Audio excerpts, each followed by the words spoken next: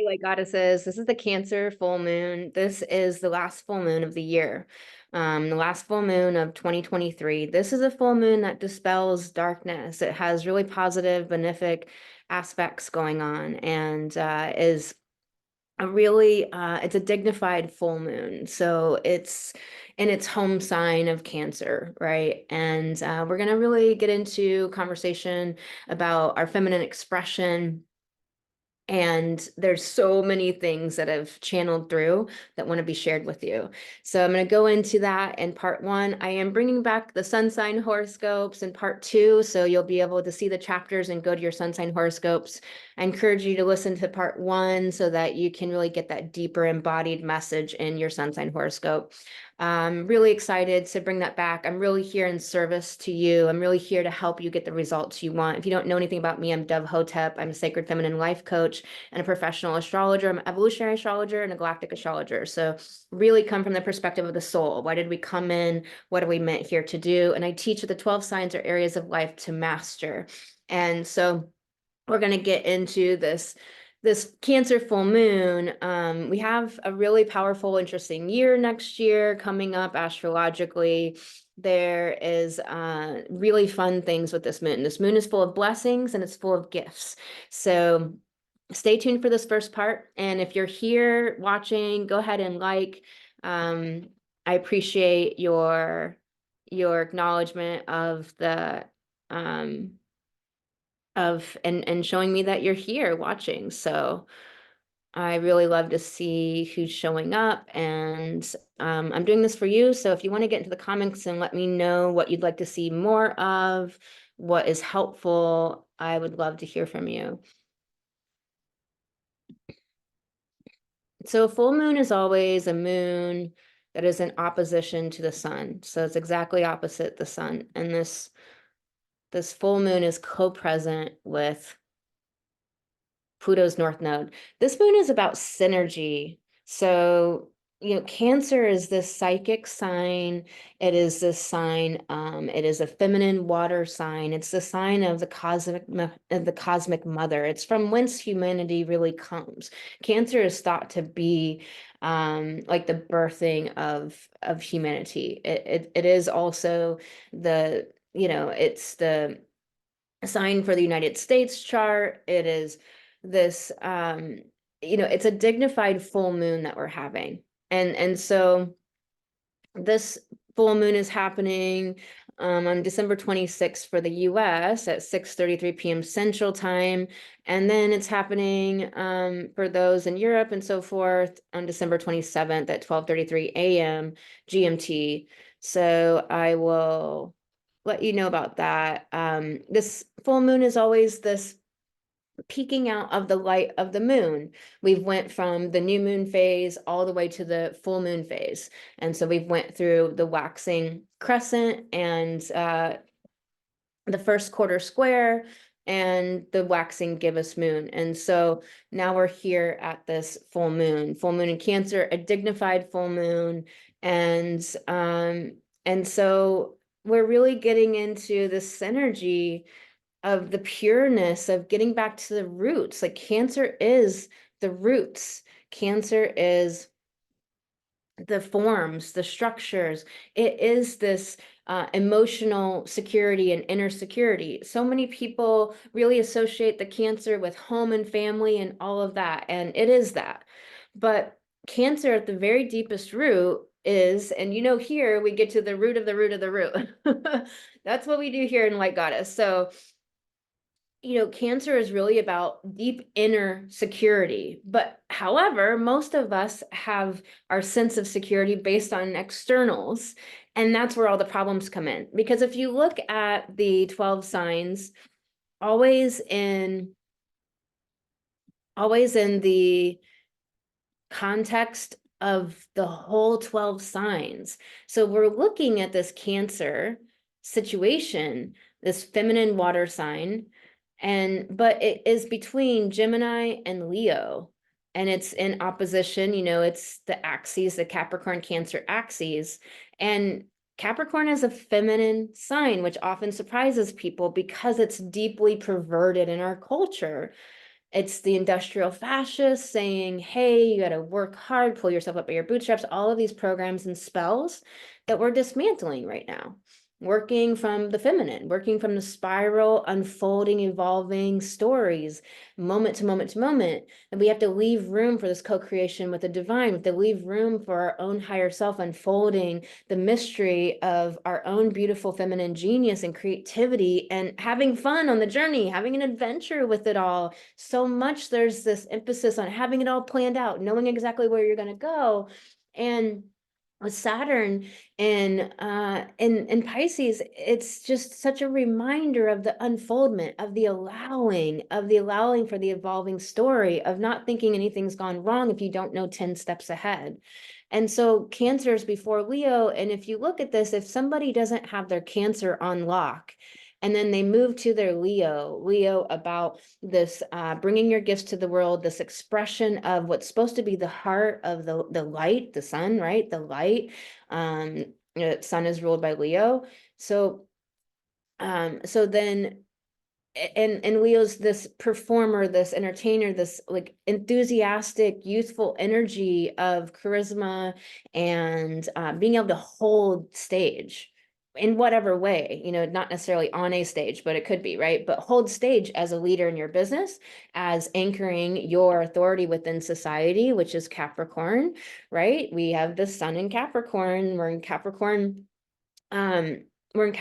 season. So we have moved out of Sag season and we're in that Capricorn season now. And it is the fallow field. It is the yin internal winter time where we go within, we gather within, we're nose down, determined to do the things we need to do. Winter was always this challenging time, right? Where you had to stay in because of the cold, you weren't out in the fields anymore, but you also got a break to renew as well.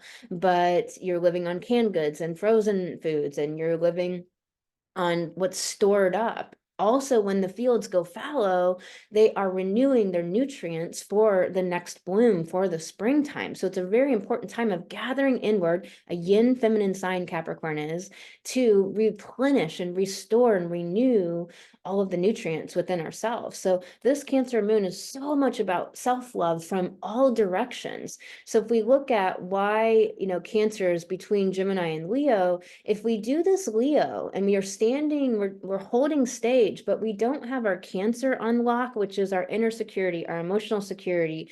Another way to say that is like our footing, our ability to take up space in the world, Capricorn, our solidity inside of ourselves, our certainty, our ability to handle challenge as it occurs, our choice, our conscious present choice of how we're going to show up in the world, our Cancer, like our form, our foundations, our rootedness, the roots of our tree. If that is based upon status, money, approval, externals of any kind, if it's based upon the piece of paper that your degree is written upon, if it's based upon false external authority, that your authority is really gained from, your degree or your certification, instead of actually from you, from within you, of you having gone through the life experience, which is high consciousness Capricorn, to gather wisdom, experience, Sag, right?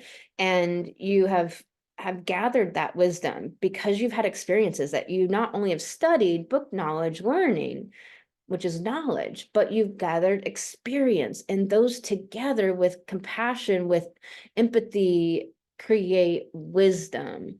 And so we do have Mars and Mercury retrograde in Sag squaring Saturn and Pisces in this full moon. And so again, just to reiterate, just to like kind of finish what I'm saying here about this, is that if your Cancer is coming from this place where you are always in the practice of, right? It's not like we're going to push a button and it be accomplished, but in the practice of having your roots of your own being coming from the inside out, based on your own internal security, your own emotional security. Why is Cancer emotions? Because emotions is not only evolution, but it's soul, from where we come from. So it's the future and the past, and it's just who we are as soul, but it is also how we have a bearing in this life. It's a water sign. So how do we have a bearing? How do we keep our ship uprighted, upright? How do we keep our ship from capsizing? It's this being able to process emotions, being able to not be afraid of emotions. And so you can see how if you don't have that healthy Cancer, then the Leo is going to be unhealthy, then the Virgo is going to be unhealthy, then the Libra is going to be unhealthy, and so on down the line. And you can go in reverse. It doesn't go in one way, it's a wheel. So it's all happening holographically simultaneously. It's not linear, it's spiral, right? We're always hitting these points of the spiral at any given time, at all times. We all have all 12 signs in our chart. And so the same in the reverse. And so there's where the egomania comes in, or there's where like the Gemini like can't listen and only just all output and not being able to hear, right? And it's like that nervous tick of like, I just got to be stimulated and go do and like talk and not actually being able to employ the Venus principle of being able to hear the other, not listen, but hear them. Like what do they say? Can I Libra give them what they need based upon who they are? There's a lot of you here that are soulpreneurs, entrepreneurs. And so we need to give our clients what they need, not what we think they need. That's a very Leo thing. I'm going to give them what I think they need or what makes me look good. Instead, we got to give them, Libra, what they need. We got to talk to them in their reality and meet them there, not try to get them to change their reality. So then we could coach them, or then we could relate to them, et cetera, et cetera. So I hope that is really helpful to look at. And sharing this chart of the new moon with you. So this new moon of like really being in this, really talking about like our roots and our foundation and our emotional security. And so this is like just really like a really feel good moon.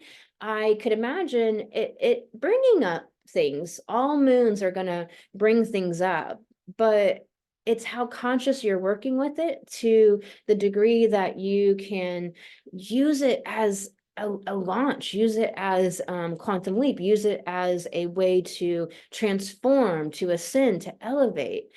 And the tough emotional patches, embracing that, really embracing it. I really encourage you that when you're going through any emotions, to embrace the emotions and don't thought swap. Don't try to start thinking other thoughts. That's like the unhealthy Gemini on the other side of Cancer, because it goes both ways, right? Reverse and forwards always, and simultaneously. It's all concurrent. So it's like the unhealthy Gemini is where we're just thought swapping. Like, I don't like this thought makes me anxious. I'm gonna thought swap over here and just stay busy. And that is a way that people can deal with anxiety in an unhealthy way that never regulates the nervous system. We need to down regulate the nervous system when we pop into anxiety. Always think about anxiety as like, okay, I'm just having a flare up of anxiety. How can you down regulate your nervous system? And I teach those techniques to my one-to-one coaching clients. And so it's like we need to regulate our nervous system.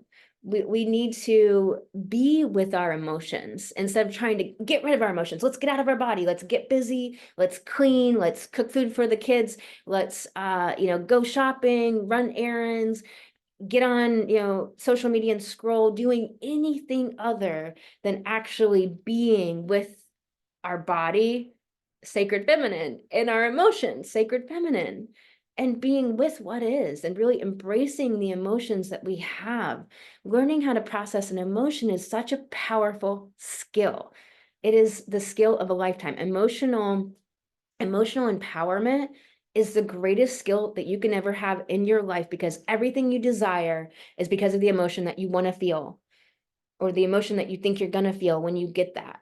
And everything that you want to change is because you want to change the emotion that you're currently in, or that is happening with that situation. And so we want to have emotional empowerment, because that's how we create everything we want to create in our life. All of our big dreams, all of all of our goals, all of the impacts to our clients and the world that we want to have, being able to show up in service, being able to help people get the big results that they want in their life and to heal the hurts.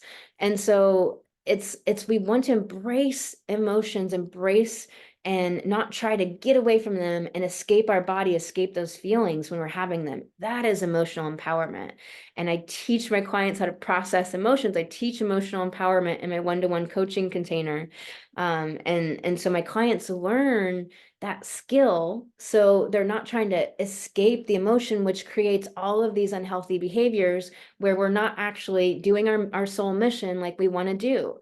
And so if you haven't listened to the Light Goddess podcast, the whole podcast, 477 episodes, is about soul mission, mindset, and money, about getting empowered results in the sacred feminine, intuitive, emotional, non-linear, spiraling way of running business on feminine flow and intuition to, to be in your soul mission, money, and mindset, to be making money as a woman and having prosperity, to be having a mindset that is empowering and handling just the unintentional thoughts that are going to always come up, but they create emotions, and we want to be with those emotions.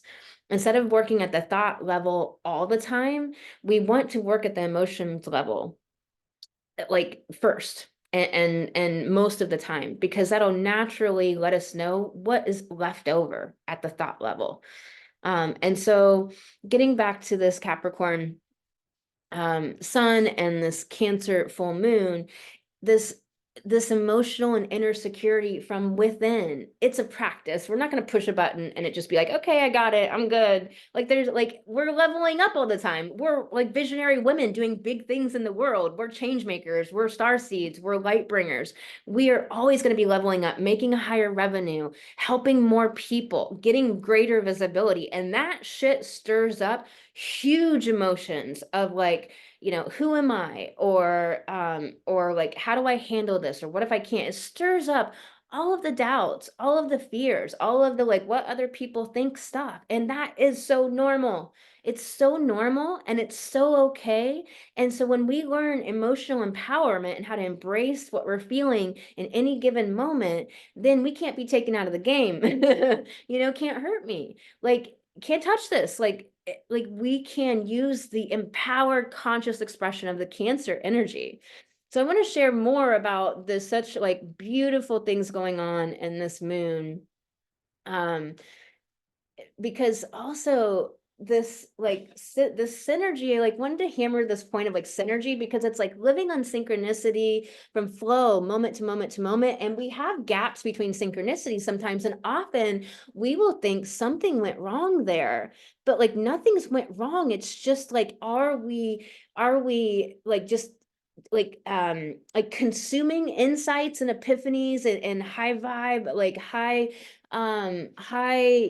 like exalted experience, spiritual highs that we have, and all of the beautiful synchronistic moments, are we consuming them or are we applying them to our lives? There's this time usually where it's like it happens, it shows us the vision, and now we got to implement, and we have to do the heavy lifting, which is Saturn, which Saturn isn't negative, but it's always kind of put in this negative light. It's just that Saturn is wanting us to step into our greatness, into excellency. And it's a practice, it's not a destination, and so of course it's going to be challenging, to push the edges of our own greatness. And so it's like, can we be in that place where it's okay that it's challenging us, and stepping into that. So this moon has this amazing sextile to Jupiter and Taurus, and Jupiter is this planet that dispels the darkness. It's about optimism and it's about believing in what's possible. It's all about possibilities and goodwill. It's this cheerfulness. It's this optimism of going out on the adventure, going out on the journey of exploration and expansion. And of course, depending on all of our individual charts and who we are and what we've been through, sometimes we have a limit to how much we can expand before we need to contract back in to kind of integrate. And so instead of thinking something's going wrong when you feel like you've expanded to the point where it's like, okay, I don't feel safe anymore. It's like, how can we, integrate and narrate it as nothing's gone wrong. This is a natural flow of cycles. Remember, we're on feminine flow, cyclical way of being in our business and in our life. And Jupiter can bring this, like, it can bring gifts in the form of understandings, insights, epiphanies, with Taurus being this sign of this earthiness, of complementary relationship building, wanting to build relationships, nurturing. It's a nurturing. And then you have Cancer, which is nurturing, and Cancer about safety. So I want to talk a little bit about, like, really, I think I was saying something about synchronicity, about being in living from one synchronicity to the next, not thinking anything went wrong in between, but understanding that's where, the rubber meets the road, where now it's like a Saturn time of doing the effort to embody that epiphany, that insight, that synchronicity, like activate it within yourself, become it, be it. And that does challenge us, because it's like we don't instantly change, we instantly get the insight. And then we have to do the Saturn work of embodying that, activating that, practicing it till it becomes autopiloted. And so that's what I was saying about living from synchronicity to synchronicity, because it is synergy, it is a feminine flow.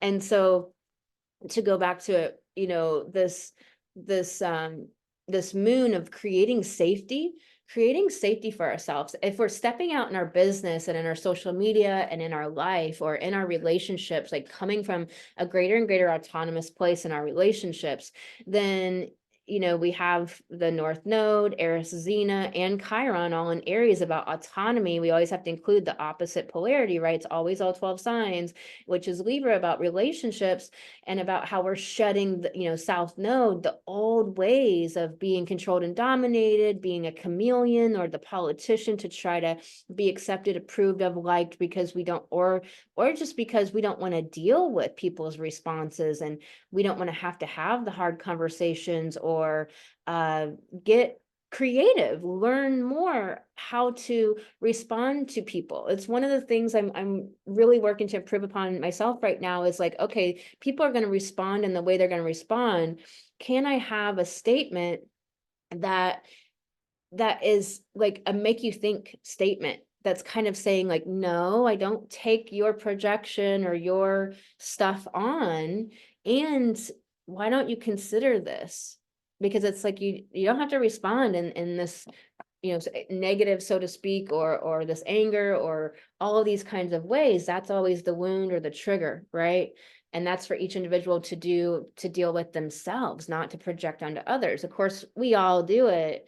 We're human. It's okay to just be humans, but also, can I just have this comment that kind of makes them think, makes them consider, really standing up and being of service, even with how it might be very provoking when somebody's angry or somebody's spewing their wounds onto you, saying it's all your fault or you're supposedly XYZ, when they're not looking at their own stuff and doing their own work.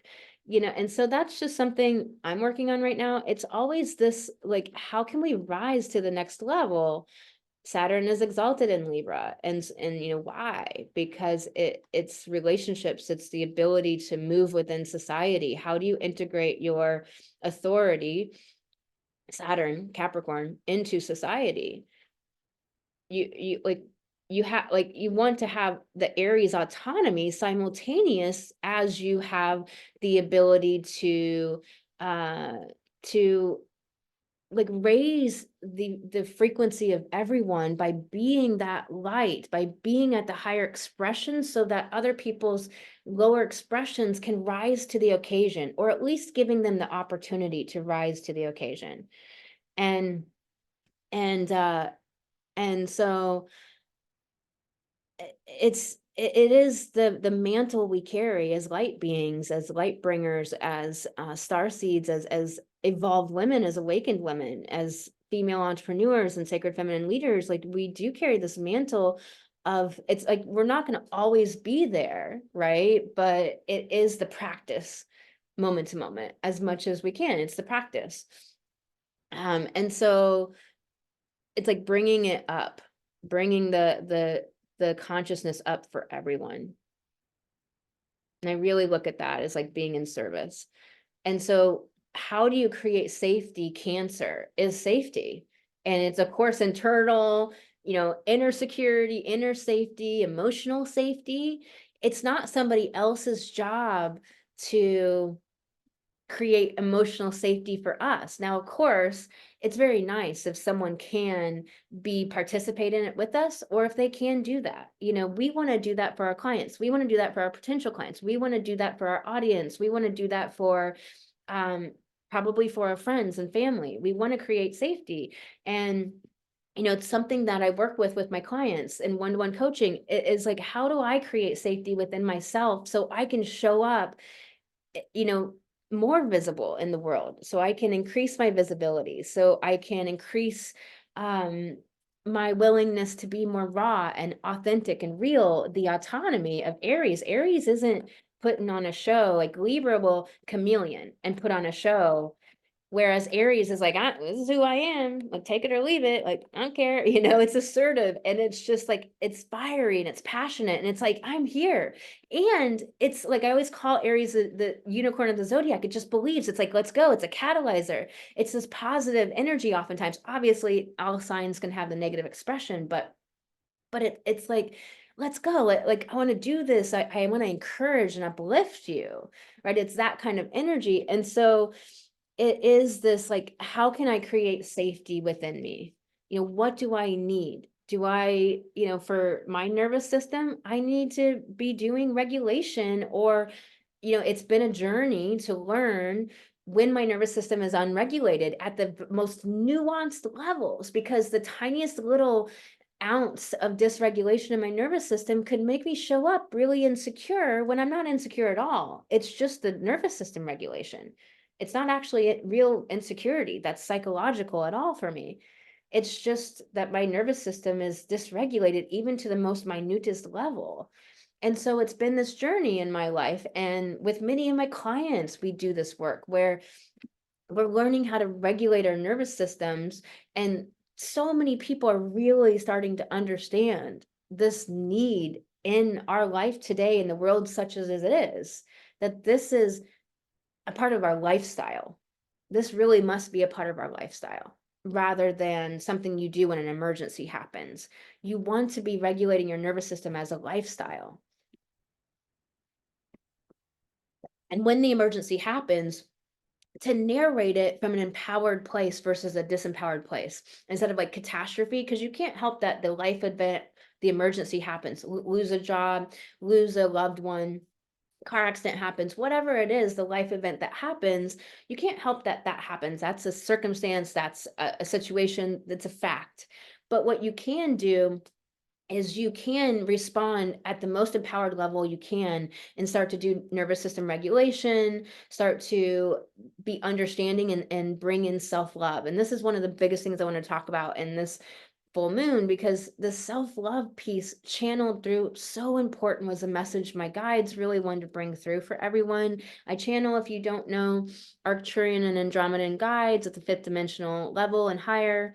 And so they bring in pure benevolent messages for the collective, and really wanted to bring in this message of self-love. And there was a couple pieces to it that I want to talk to you about. So how can you, this is a great question I'd encourage you to take with you this week, is how can you create safety for yourself? What do you need? Do you need to take more things off your plate? Do you need to give yourself more time to get from A to B when you're doing errands or shopping, etc.? Do you need to increase your meditation? There's that really wonderful proverb or story where the meditation teacher says, you don't think you have 15 minutes to meditate, then you need to meditate for an hour. It's like, how can you nourish yourself at higher levels? And Taurus, this sextile to Taurus, Taurus is also about the nourishment, because Taurus is so much about beauty, having beauty around you that uplifts you. Like if you walk into your home or your bedroom, is it beautiful? Does it rise up to meet you? Is there the things you need? Is there enough lighting in all of the corners? Because when we have dark areas of our house, it doesn't create as much of a ambiance of beauty and usefulness. There's a lot of research that shows like really having light in every little dark corner of the house helps to create a way different atmosphere than if you don't. And, do you have flowers? Do you have plants? Do you have living life, Taurus, in your home? The feminine is life. It's life-giving, right? And so the sextile, it's this so much self-love with Jupiter gives the gifts of realizations, understanding. Jupiter's understanding, it's wisdom. It's the wisdom of having gone through trials and misunderstandings to learn, to gain experience, Jupiter, to then come to wisdom, not only that you can share with the world, but also that you can improve and upgrade your life with. And so there's so many beautiful gifts, and this can also be, gifts of relationships.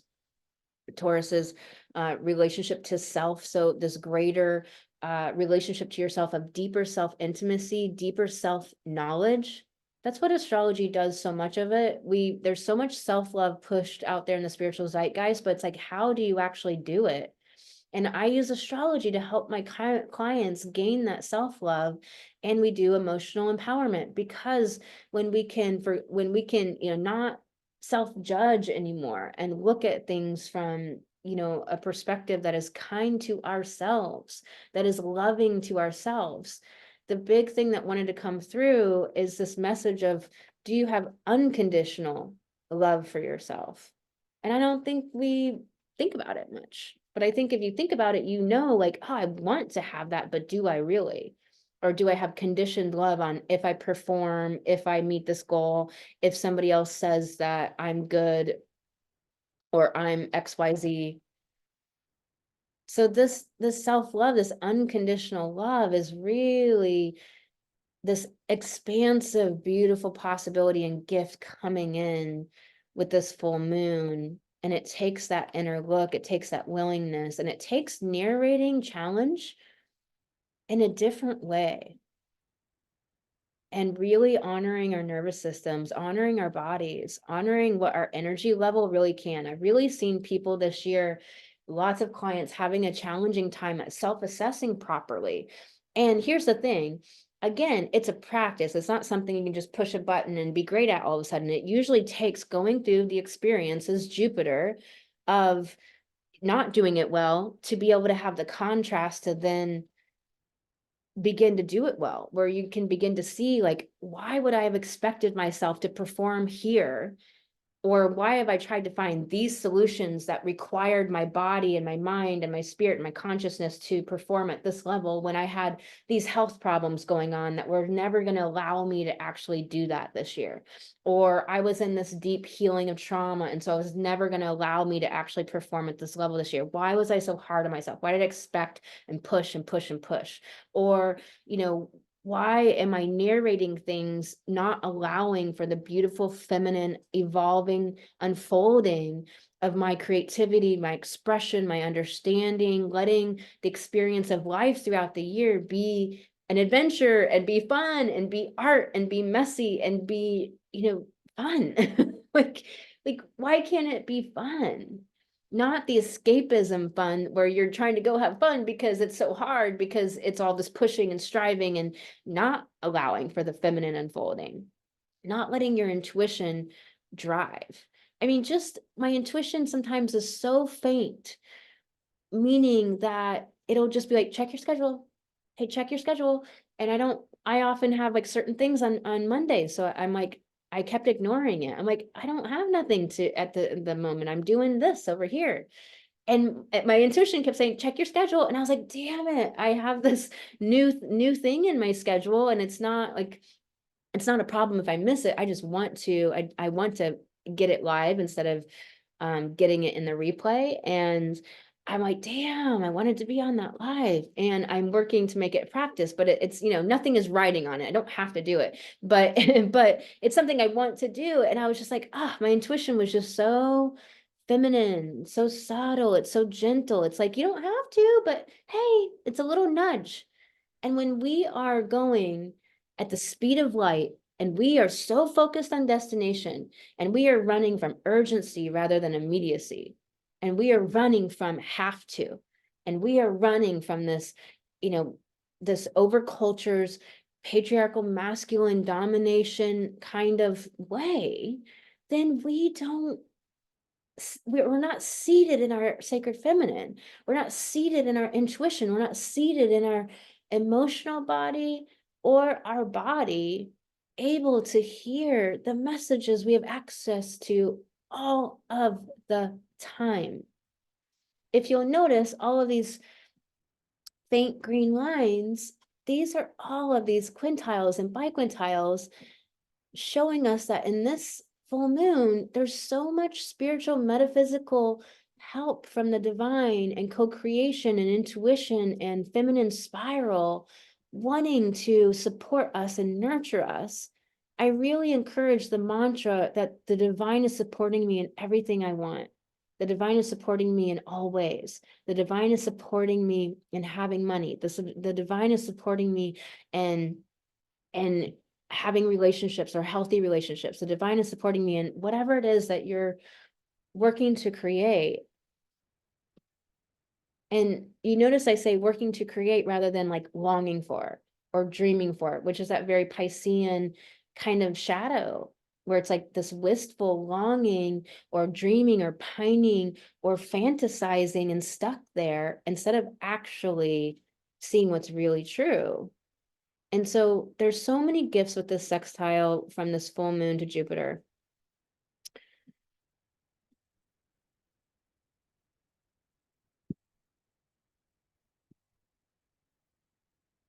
Saturn is trying this full moon, and Saturn being in Pisces since March of 2023 and will be here all through 2024 as well, is this this thing where Saturn is our structures, it's society, it's the collective, it is our solidity. And so with this trine to this moon, it's offering us a lot of strength. It's offering us this solidifying factor, even with it being in Pisces, because Saturn is a solidifying factor. With that said, with it being in Pisces, there's been a lot of dissolving of our point of direction because it is not on point. So when you lose the plot, when you feel directionless, when you feel that disillusionment, nothing's gone wrong. It is Saturn in this redirection, this restructuring. Saturn wants to build structures that will allow for your highest result, for this like higher feminine expression. And so, Saturn is wanting to catalyze and to titrate. Saturn is really this titration. It's not wanting to restrict and to delay for like this negative reason. It's wanting to titrate for a purpose. There's always a purpose to everything. It's just that when we narrate everything, which is why it's so important to really work on your soul mindset, which we do on the Light Goddess podcast, which we do here, and I do with my clients in one-to-one coaching, is that working on having the soul mindset and narrating things in a way where we actually understand that it's not something that's trying to work against us. What if it's working for us? What if this is working exactly for us? These supposed delays. Are you stuck in this linear, hyper-masculine, kind of overculture way of doing things, and it's trying to help you get back seated into your feminine, or seated, all are welcome here, but I tend to talk to women working in the sacred feminine, just want to let you know, but all are welcome here, seated in your emotional intuition body, because you have to remember we're a species moving from a mind ego dominant species to an emotions intuition dominant species. So centered back in that intuition emotional body, right? coming from that place rather than coming from the negative expression of Saturn, which is that drive for status, fame, control, power, all of that. And so this trine is this wonderful, lovely, like restructuring. Saturn says, like, won't you try just a little bit harder? Wouldn't you try just a little bit more? It's like, come on, you can do it. Let's go. You can, come on, you can do it. It can feel so challenging, but it's only because of the way we're narrating it, and because of emotions that need processed.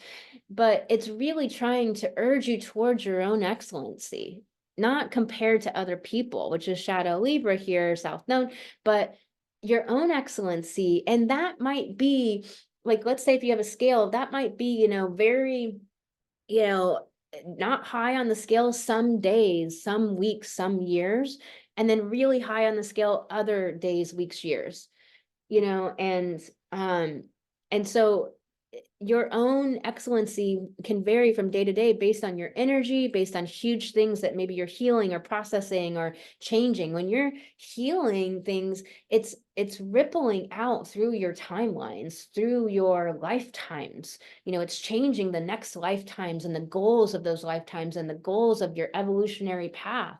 And so there's big shifts and integrations that are happening at an energetic level that do make us tired. Saturn can be exhaustion because of that seeking of excellency, that seeking for you to know that you are so much more capable than you think you are. But if we are doing it in the overculture's inundation and programming, it just feels there's so much futility and defeatism, and there's just no room for experimentation and for exploration and fun and just being in the adventure of it all. But if we do it from the sacred feminine or from that centered place in our intuition and emotional body, then we are really coming from this place of really allowing the unfolding and being in the magic of it all, like bringing the magic in. And so this is a beautiful, there's so much blessings here to work with Saturn in this beautiful way.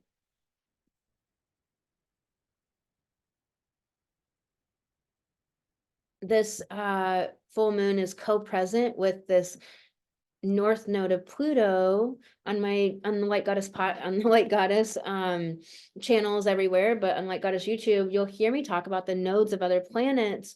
And the nodes that astrologers are typically talking about are the nodes of the moon, but all planets have a north node and south node. And the north node of a planet is the evolutionary development that we're moving towards.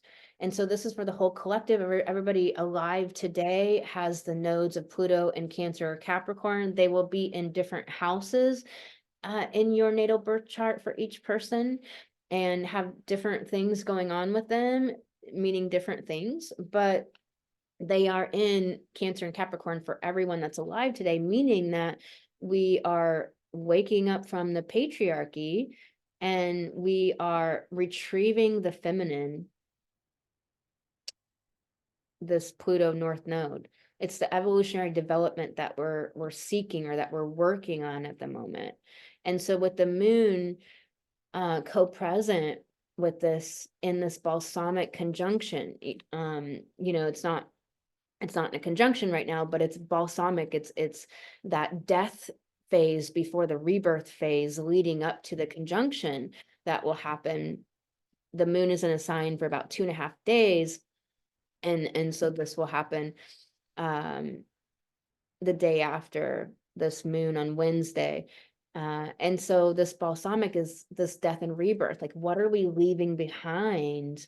And, can we leave behind the ways in which we're wounded or responding from the wound, reacting from the wound, reacting from our triggers, reacting from not knowing that it's okay to embrace the emotions we're having at any given time and to create safety for ourselves, which means we get ourselves away from people who are not loving, who are abusive. And I'm talking about most people allow abuse at very small, like what would be considered, nuanced or micro levels.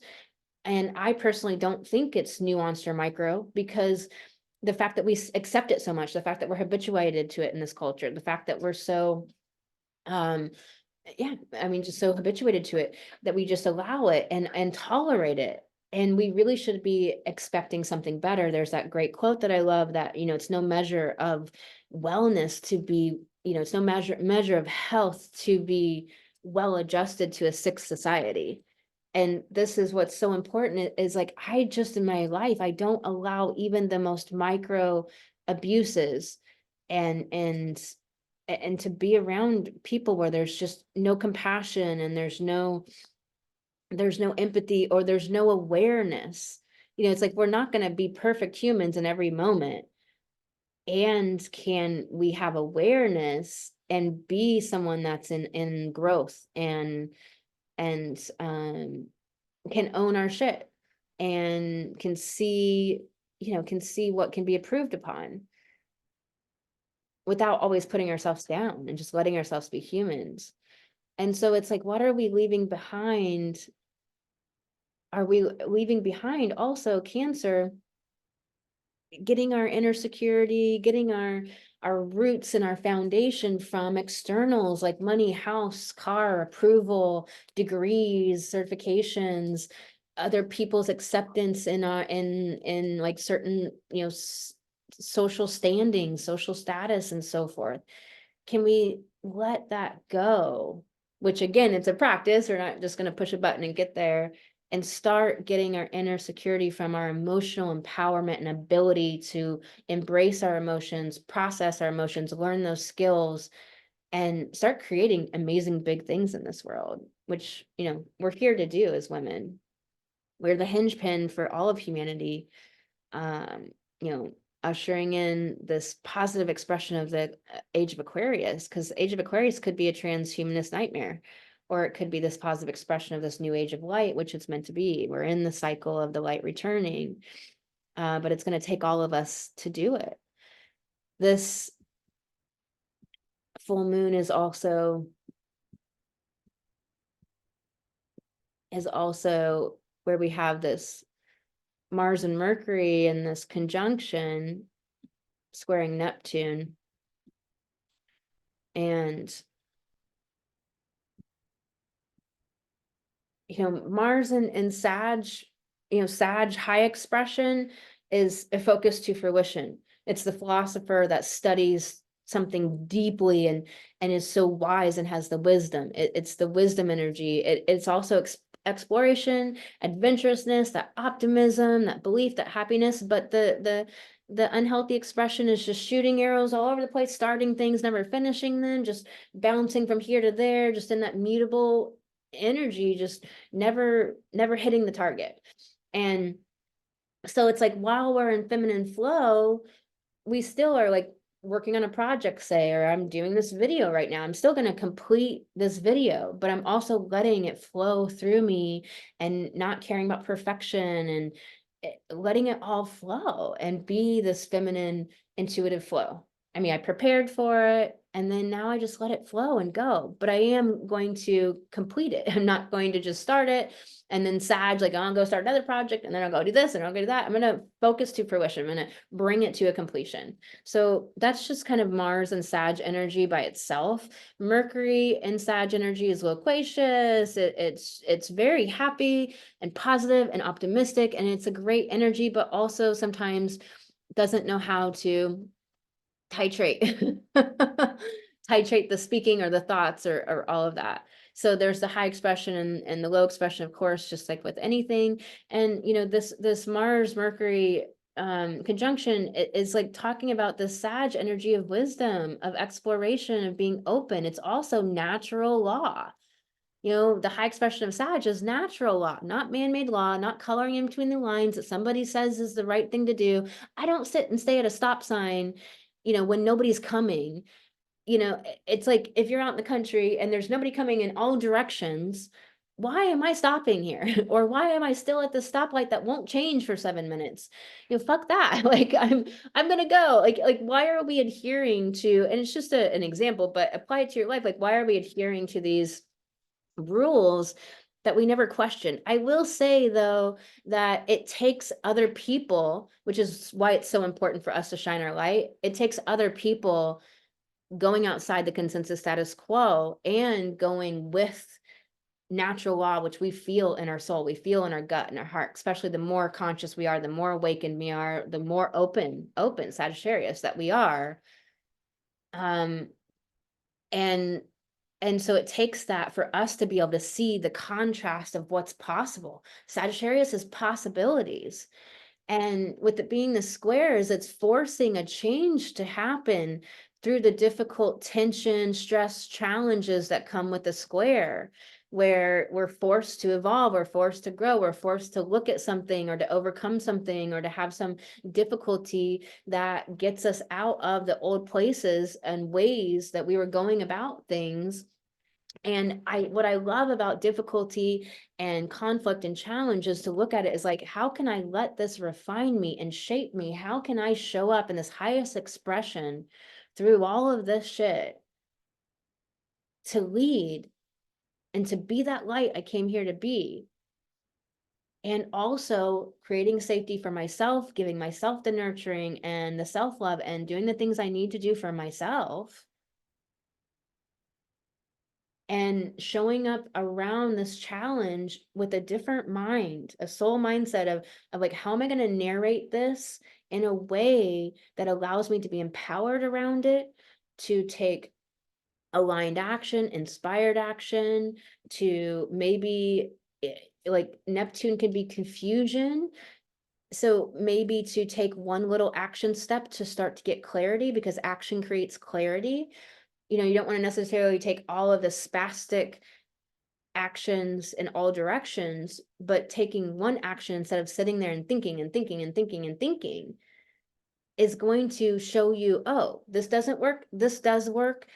Let's, stop this, start doing this, and keep doing this. We want to, how do we bring in that clarity? And it's all about the way that we're thinking about the whole situation. There's a million ways to look at any situation. And I can't pull up a picture. Let me see if I can, because this is really helpful. Stop share me. Okay. However you're looking at whatever challenges you're going through, just think about this. I mean, if I gave you this, you'd be like, okay, it's a rock. And that's one way to look at it, is that it's just a rock. But what about now? We have to find the beauty in the challenges, which we usually don't find until afterwards, or sometimes we never find.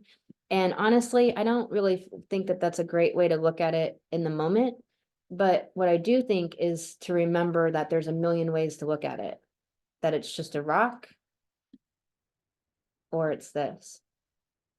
And so I really hope that helps you to think about it in a different way when you have challenges of like, okay, how can I choose to show up from this empowered place, not narrate this as a disaster or catastrophe, regulate my nervous system, learn how to process emotions, embrace where I am, stop trying to escape where I actually am, because then we can't take creative action. We can't find creative solutions. So with this square, there might be past life wounds coming up. There might be wounds, but it's something about wanting this higher expression of consciousness, being in this, higher expression of connection to natural truth, natural law. It's always about our evolution. It's always about our growth, right? And a square is before what comes after, which is the rebirth. It is the new. It is the transformation. And so really, really wonderful. There is the sesqua square from the sun to Uranus, which is perhaps challenge for a lot of people in this individuation process of coming out of being controlled by the programs or other people or the rules, or just it's simpler, it's easier, right? To just not have to figure out what your own authority is, Saturn, and not, have to author your own life, but just to do what you're told.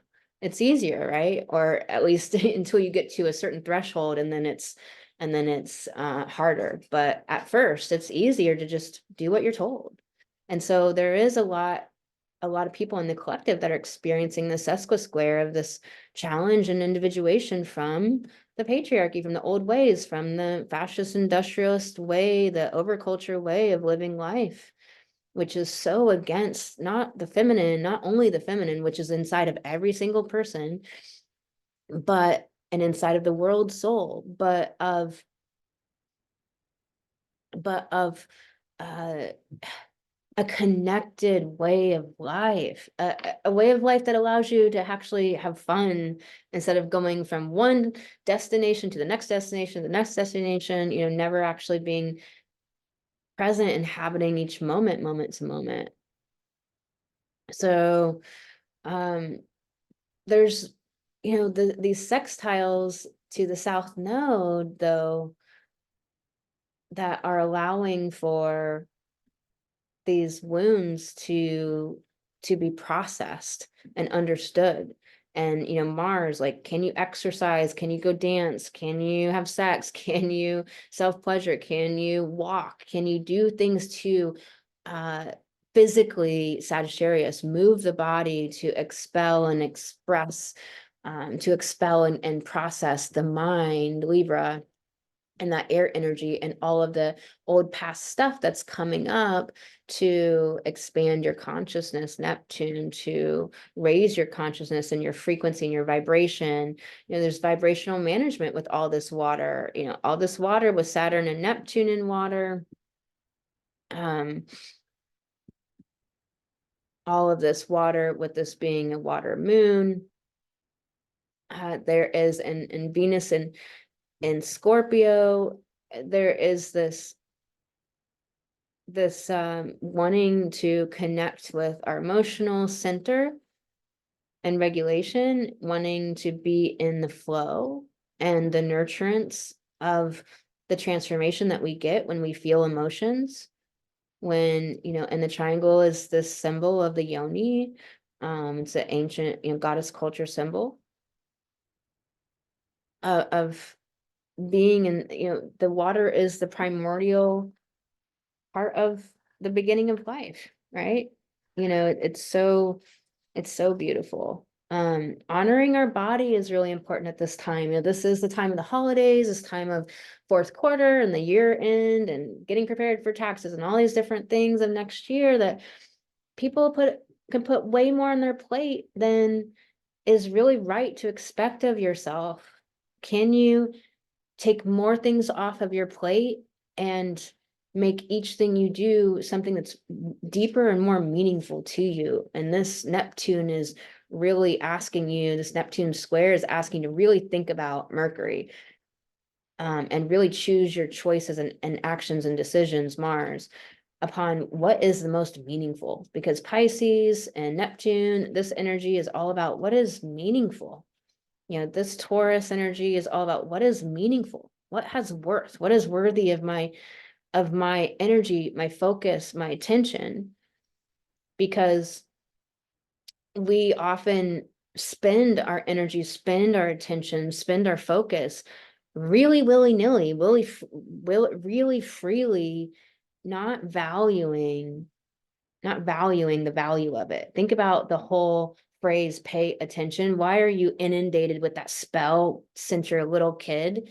Because you are paying, literally, like think of it like money. You're paying with your attention. So whatever you put your attention in, you're giving a piece of yourself away. So what no longer deserves your attention, and what deserves it, that you newly want to start giving that, because it's bringing meaning and value and bringing energy back to you. And this might mean hard conversations. It's a square. It might mean hard conversations. It might mean having to speak up. It might mean having to face other people's shitty reactions or shitty ways of being, even when you're being very reasonable and very measured and very kind, and they just can't see it because they're in their wounds or triggers. It might mean taking things off your plate that you really wish you could accomplish, or that you know, feel like you just think you should be able to handle or to do, or that you should be able to do it all, but you just really aren't being loving, self-loving, unconditionally loving to yourself and nurturing to yourself. If you do that, sometimes I like to think about it as almost like thinking about yourself as the child and you as the mother, just to be like, okay, what would be right to expect of myself if I was like putting this on another person? Not a child, obviously they're not doing adult things, but you know what I'm saying is like the example of like what is reasonable to expect of somebody? Why am I expecting so much from me, but I'm reasonably expecting this much from someone else? It's really getting connected again to the flow and to our intuition, and listening to how subtle and how soft and how gentle and feminine our intuition is. You have to remember we have this Fomalhaut energy really present in the chart because Saturn is making an applying conjunction to Fomalhaut. Saturn has definitely, was anchored, pretty much had just dropped anchor in November, but it has finally moved to 2 degrees, and will finally move to 5 degrees by the end of the month, and then start kind of getting back to its normal speed. And so what's the reason Saturn has slowed down? It's done it for a reason. And it is this applying conjunction to the sacred feminine fixed star of Fomalhaut, which is all of this humility energy. It's this wisdom energy. It's a sacred feminine guideship energy. And Saturn is like, is society, is connecting and bringing that in, bringing the light of that sacred feminine energy into this world again, reminding us of what's really important. And it's not this linear thing. And so I hope that this helps you to feel so nourished and and so set up for using, these 2 weeks in such a beautiful, I guess it's just 1 week before I talk to you again, but this 1 week to really just feel like you know kind of what's important to take on with these energies, what you can really, how you can best use these energies in a way and apply it to your life. I'd love to hear from you in the comments. Please like this video. You're here listening anyways, just go ahead and throw a like on it. I really appreciate it. It helps other women to find this work and to be helped and inspired by this too. And I really hope that you are inspired and uplifted and encouraged, and that this is supporting you in your journey. I'd love to also hear like who you are, what you do, what is the big gifts and light that you're bringing to the world. We're all in this beautiful feminine community here. So thank you for throwing a like down, and I'm going to get into the sun sign horoscopes. Like I said, I'm bringing them back. I've just had a lot of stuff going on. This has been quite the year for me, and it's been a big conversation with Saturn all year, and Pluto all year, and the South Node and Pluto all year. So it's been a lot of transformation and shifts. I'm having a South Node Pluto conjunction, and just have had some big Saturn transits this year, and really huge changes. I changed my name. You might have known me as Jude. That was the end of an era. Now it was an era in my life, and it was right. And the Hopi Indians believe that when you change and pass into a new phase of life, that then you change your name, take on a new identity. And the ascendant first house is identity. And Saturn was sitting on my ascendant for most of the year, and this natural unfolding, this feminine way, told me, what was to be, what was to come. And it was just so right and so synchronistic and so meant. And my indigenous ancestors gave me this beautiful new name of Dove, and it is so right for all these synchronistic, really personal reasons, and so magical. And I wanted to share one more thing with you before I get into the signs. And definitely, if you haven't downloaded my free astrology mini course, you can do so by getting to the link below this video, or you can also go to empoweredwomenrise.com to download my free astrology mini course. It's really, really jam-packed with amazing stuff, and I'm actually going to be improving it even more here soon to give you like little bite-sized videos, so that if you just, so you don't feel overwhelmed by like, oh, I have to listen to this whole video. Remember, you can listen to a video while you drive. You don't have to watch it. You can listen while you do the dishes, while you clean the house. I love my cleaning the house time to be like listening to things I love. So you don't have to watch something. You can just listen as you're cleaning the house or getting some errands done. But it has so much information for you connecting to your personal astrology and how to use the power of your personal astrology. So I really encourage you to download this astrology mini course. It's completely free, and you can do that by clicking the banner in my YouTube page and go over there and subscribe to this channel so you're notified every time the bi-monthly videos come out. You can get that free astrology mini course by clicking the link below this video or by going to my website, empoweredwomenrise.com. But I'll share a little bit about something that happened for me is that I'm really, really, really happy in my life. I really, really had some just big, big breakthroughs and shifts, all internal, nothing from outside.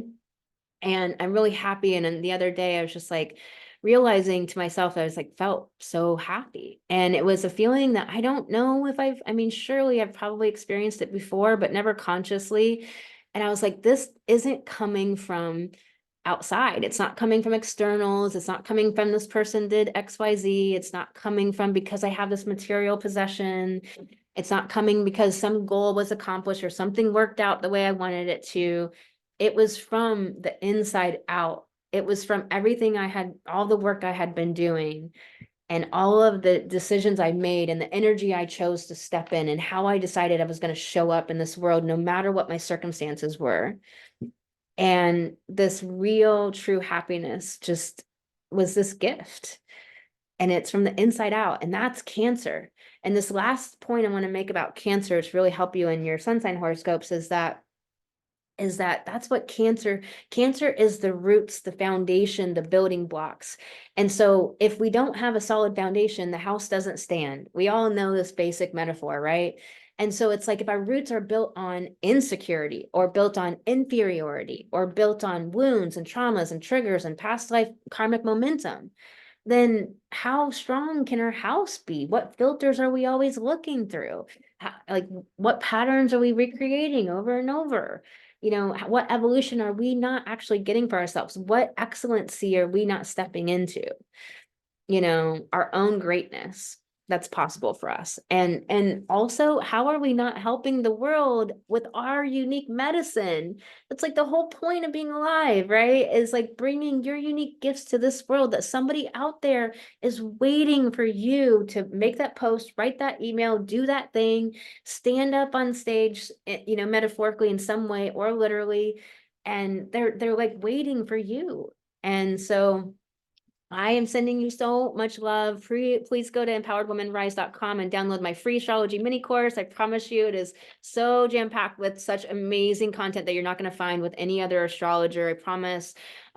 Just so helpful. I just keep getting so many comments about how it has helped them and how it's so full of information that has just made them look at life really differently and really beautifully, and help them be more empowered in their life, help them use their own personal astrology to navigate life from their intuition and from their feminine and from a more empowered place. So I really encourage you to download the free astrology mini course at empoweredwomenrise.com. And please like this video. If you go over and subscribe, you'll be notified when new videos come out. And let's get into your sun sign horoscopes. All right, let's do this. Aries. Hey, Aries, how are you doing? So I'm going to do the sun signs differently. So I'm not going to go into as much as what I go into in part 1. So everything about this Cancer new moon, go to part 1, check that out, and really deepen your understanding of this right here for you. So this is the Aries sun sign horoscope. So Aries is ruled by Mars. Mars is in Sag right now. Again, it could be that energy of wanting to, go in so many directions. Like you got to burn off that Sag restless energy to be able to focus it to fruition on your projects, your goals, the things that you're doing at the moment. But it's asking you to be more in the optimism, to be more in the mindset of possibilities and what is possible to expand, to be on the adventure of life rather than being in some sort of way that is confined and driven in a way that's unhealthy. It's conjunct Mercury, and so they're talking right now and getting a lot of information, um, really wanting to understand our mind and the way that we're thinking, and if we're in the state of possibility or if we are in a more negative state. This is it's not a difficult conjunction, but it can be just restless. It can be bouncing all over the place. It can be a really fiery, excited energy. It's an energy that wants to drive and get out there and make things happen and do things for sure. But it's like, what are we doing? Are we doing something productive that we want to or not? It's in that square to Neptune, like I talked about in part one, and wanting to expand and raise consciousness, wanting to express at this higher level of expression, wanting to run from what's intuitively correct for yourself versus what are man-made laws, what are not what's right for you at all. And we have these trines to the North Node and Erisina, all about feminine community, definitely getting with sisterhood and having partners in crime, partners that understand you, kindred tribe to move forward. And then the North Node of your autonomy. Erisina is also about having the courage to stand up and instead of seeking revenge, this kind of negative expression of Aries, being in this place of being the leader, leading the way. Sag energy is the expert, the professor, the one that is this leader that's leading the way. But what are you leading the way from? This higher consciousness or from delusion and illusion? Neptune and Pisces since 2012 has been asking us to start understanding what is the difference between truth and falsehood, what is real and what is not real. And that is sometimes way more difficult than you would ever guess to discern. And often you don't know until you finally wake up out of the bubble of the fantasy. And so it's an interesting, thing. It's like we can even create the fantasy as true, even though it's not our true self, it's not our authentic self, but we can create this whole life and then wake up and realize like, oh, I didn't want this marriage, I didn't want this relationship or this house or this job, and like, what have I been doing and wasting my life for 20 years? And then all of a sudden being like, this was this fantasy this whole time that I created and made it real, and everybody else thought it was real because you could see all the tangible things, right? But in reality, it was never actually my truth in any way, shape, or form. So it was a falsehood. It was an illusion. And this North Node is asking us to step into our sovereignty. Do we have self-sovereignty? Do we have sovereignty of our emotions, or are emotions puppeted around by circumstances and other people? Do we have a sovereignty of our own actions, and also belief in ourselves, belief in what possibilities, what we can create in this world, not being hijacked. So Aries, this is what's going on for you. Really big kind of pushing, stirring up questions about where you're not showing up as sovereign in your life and where you're pushed to do so. Really big questions of raising consciousness, raising frequency. This moon in this house, all about your roots and your foundations. It's a pure moon for you, all about inner security, all about creating that safety for yourself to expand and grow and go out on the adventure, to be the leader that helps others believe, to be that autonomous example in the world, to help others to raise the vibe and set the vibe higher instead of expecting others to do it. So many people out there are kind of waiting for the other person to show up as happy or joyful or in a higher frequency, and then they match them or go lower. Instead of, as a leader, we need to raise the frequency and ask everyone to meet us here or go home, right? And so this is what's coming up, Aries. Let's pull you a card.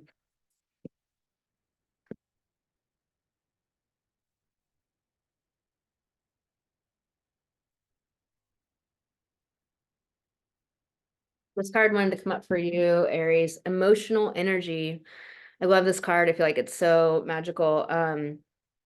It's definitely asking you to be in this empowered emotional place, understanding that you can activate emotions in your bodies to create the way that you want to show up in the world, the behaviors and actions that you take. You know, our emotions drive actions. So if we're feeling emotions of anxiety, we're going to be immobilized or in hyper active on things that don't matter. So we're going to be like running errands or scrolling or just doing a bunch of activities to avoid feeling and embracing the emotion of anxiety in our bodies, when really what we need to do is self-regulate and get into our body. If we're feeling confused, you know, it's going to make mind spin and mind churn. It's so it's going to create the behavior of just spinning in our mind and maybe going and asking 100 people and sitting there saying you don't know all the time. But if we're feeling focused, if we're feeling inspired, all the colors, all the dancing, you know, moving our body creates insights. Taking a shower, it creates insights. You know, going for a walk, going for a drive, these things like move the churn of the mind and start to break through all of that noise and get some insights flowing, some downloads, some understanding, some clarity coming in. And so you really want to activate emotions in your body on purpose. Can you activate inspired? Can you activate the emotion of connected? What does that feel like when you feel connected?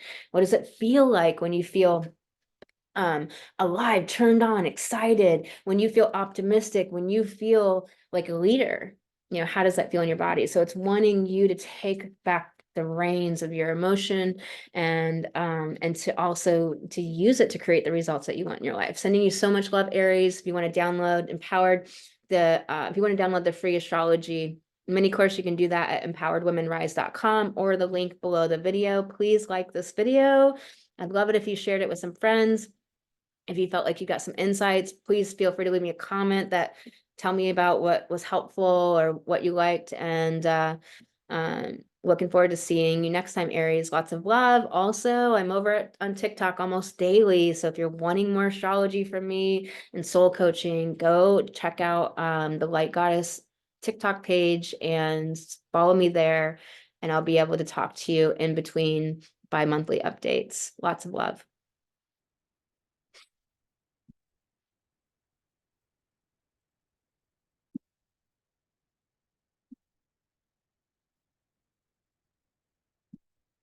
Taurus.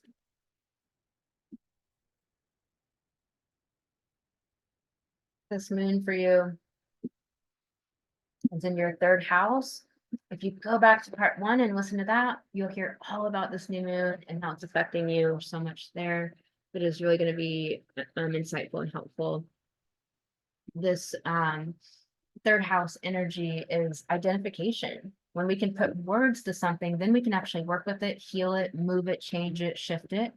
But if we don't know what it is, it's just a nebulous blob, then we're like plagued with it and we feel at the mercy of it. And so third house, you know, Gemini house is all about identification.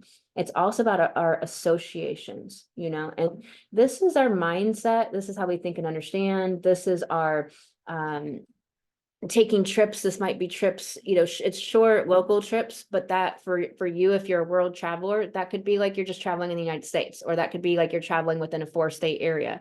Or for some of you, it's just travel, you know, in between cities or maybe in between one state. But it is shorter travel. It is also our siblings, you know, there might be things going down with your siblings. So this moon might really be bringing up a lot for you around that.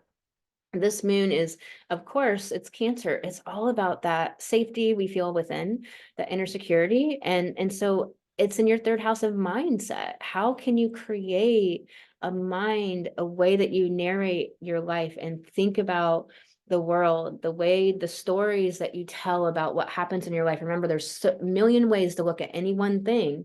I love the thought, like, that's one way to look at it. What's 10 more ways to look at it? You know, how can you really create safety in your thinking, in the way that you think about things, the way you choose to story the moments in your life, the life events in your life, what's going on. Can you story it in a way that creates an inner sense of home, an inner sense of rootedness? You know, Taurus, your sign is ruled by Venus. Venus is in Scorpio. At fall, it's the opposite sign of Taurus. But what is Venus in Scorpio all about? It's about getting to the root, to the root, to the root. It's wanting to get to the core baseline of what's going on. It's wanting to uncover, get underneath. It's wanting to go into the subconscious realms. It's wanting to find out why.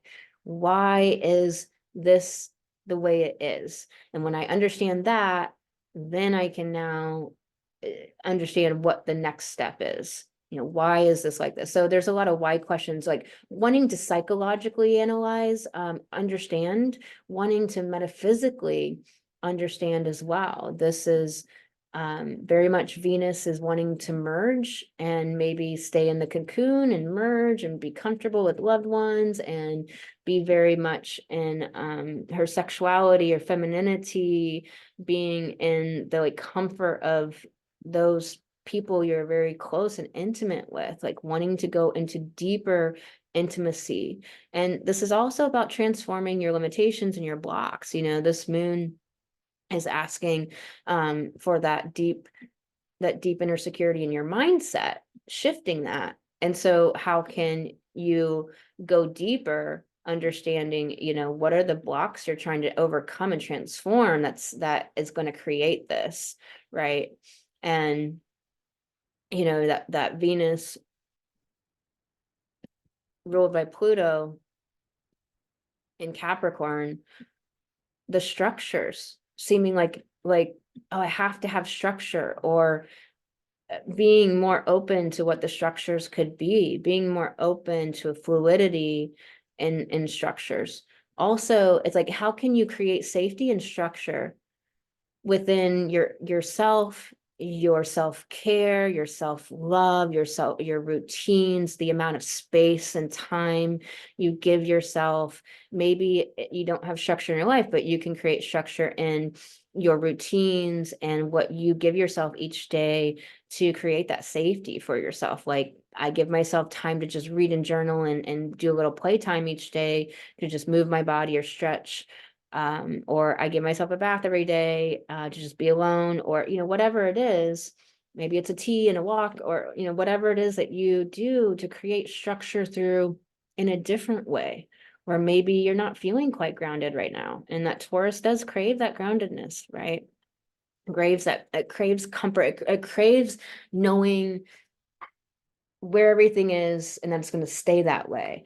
But with Uranus in your sign, it's about breaking free from the old ways of doing things. With all of the supply chain issues of the last 3-4 years, it helped me and my Taurus energy to be like, oh, like, okay, I have to find a new honey. I have to find a new olive oil. I have to find a new spice because my old ones aren't available anymore. But I never would have went outside my box to find them because I thought I had the one I liked. But now I have multiple options and I have new things that are really, really good that I never would have brought into my life if I didn't break free from the past. Uranus forcing us to do that. And so while Uranus forces us and has all these like seeming breakdowns or challenges or difficulties, but it allows us to find new favorites. It allows us to find new senses of stability, more senses of stability. It allows us to be liberated from this one narrow way of doing something. Taurus can be very narrow. It can sometimes really only see the sky above its own, you know, it's like a toad in a well syndrome. It can like only see its sky above its own head, and it can't see the whole rest of the expanded sky, right? Mars being the other ruler of this Venus ruling your Taurus, you know, wanting to go out on the adventure and explore and expand and not think there's anything wrong with that, right? And to explore and expand, you have to create safety within yourself, which for this moon means in your mindset. You're gonna have to do that through the mind. So let's get into your card for you, Taurus. This card wanted to come up for you. All right, I guess you got emotional energy as well. I am shuffling these cards, but Aries got this as well. It'd be interesting to find out if this is a theme. But this emotional energy card, you can see all the inspiration and the dancing. There's wanting, like, move the emotions through your body, embrace the emotions in your body. Don't make them a problem. Be with them. Ask them for the messages they are wanting. Create that safety within yourself by not trying to push away what emotions you may be having in any individual moment, and all like running on inspiration, letting the inspiration fill you by movement, but ecstatic movement or natural movement, evolution, whatever feels like it is natural to you and is not the way to do it. It's wanting, this emotional energy to come in, to use emotions to manifest, to like activate emotions like inspiration in your body, activate emotions like focused or like possibility. I love the emotion of possibility and I activate that in my body, or the emotion of high like frequency, like being an example of high frequency. What kind of emotion is that? There's all kinds of millions of emotions. You can have the emotion of fun, or the emotion of enthusiasm, or optimism, or joy, or positive belief. You can just really start to get super creative about emotions, and the emotion of elevated. What do these emotions feel like in your body? Can you activate the emotion of connected in your body? What does it feel like? And then what actions do you take when you feel connected versus feeling confused or hectic? Really different energies. If you want to inspire others, you have to be inspired. And so how can you activate the emotion of inspired in your body? Let emotions be fun. All of the joy, all of the colors. It's just so you can see the card has this energy, this like, bright and fun, and but also like I feel like she's really present and really intuitive movement. Not necessarily like this overexcited or overjoy, where sometimes we can't be very productive in overjoy. It's almost not a helpful emotion. All right, Taurus, I hope this was a great reading for you. And please like this video. Subscribe if you want to get the bi-monthly updates. If you'd like more content in between the bi-monthly videos, you can follow me over on TikTok. That's the Light Goddess TikTok, or at the Goddess Astrologer. And if you want to get the free astrology mini course, you can click the link below this video or go to empoweredwomenrise.com. Lots of love until the next time. Hey, Gemini, we're going to get going on your forecast. So this is a Gemini forecast. Mercury is ruling your sign. Definitely go listen to part 1 to really get deeply into this new moon. I'm not going to rehash that here, but it's definitely in your second house, all about that self-sufficiency, all about valuing yourself at the highest levels. And that is a journey to go from however you're valuing yourself right now, and maybe you're not valuing yourself at all, to valuing yourself at the highest levels. And this means also who has access to you, because this Mercury is in the 7th house and it's ruling your sign, whether this is your sun sign or your rising sign. And so very much about relationships for you happening for sure. And this like dynamic of being secure, Cancer, new moon, being secure within yourself from the inside out, you know, valuing yourself, which means that changes relationships, because you don't tolerate relationships anymore that don't value you when you value yourself. You don't tolerate people that are abusive, maybe even just at the like smallest levels, where they just maybe they don't listen to you in conversation, or they don't ask how you're doing, or like it could be the smallest ways that it's showing up. But are people showing up for you in relationships in the way that you really want? Like what do you really want in relationships? How if you could really have relationships showing up for you in the way you wanted, what would that mean? You know, with Gemini energy, you need connection. You like to embrace different experiences. It's an open, friendly energy. It's a non-conformist energy. And so are you around people that are really upholders of conformity, and you keep trying to be in these relationships, but it's not feeding your natural propensity towards coloring outside the lines, which we need in humanity? You know, it's like, for example, years ago, there would be celebrities that wouldn't take the last name, like the female celebrities wouldn't take the last name of the partner. And so it was in the zeitgeist to where it's like, yeah, and our history was matrilineal. The last name as a child actually was passed down from the woman, from the mother. I mean, she did birth this baby and carry it for 9 months. Why would it ever be the father? You know, that's only been since patriarchy and misogyny. It used to be matrilineal. And I'm not saying that's perfect or one is right over the other. I'm just saying, though, that the matrilineal times, the goddess culture times, this 100,000 year period, was not control and domination. It was not perfect, just like nothing is, but it wasn't domination. It wasn't one group over another group. It was equality. It was where we have some of our lots of our, you know, technological advances. It's where we had sexual liberation. It's where we had fear nearly eradicated. It's where we really had harmony and peace and love and joy and ritual, and lived by natural law, lived, you know, with the feminine intact. And so when you think about, you know, what you really want in relationships, are you being honored? Are you being honored? Are you having your needs met? Are you being able to have a reciprocal dynamic where you give and you get, and it's a beautiful sharing and it's a natural unfolding? So definitely huge relationship moon for you.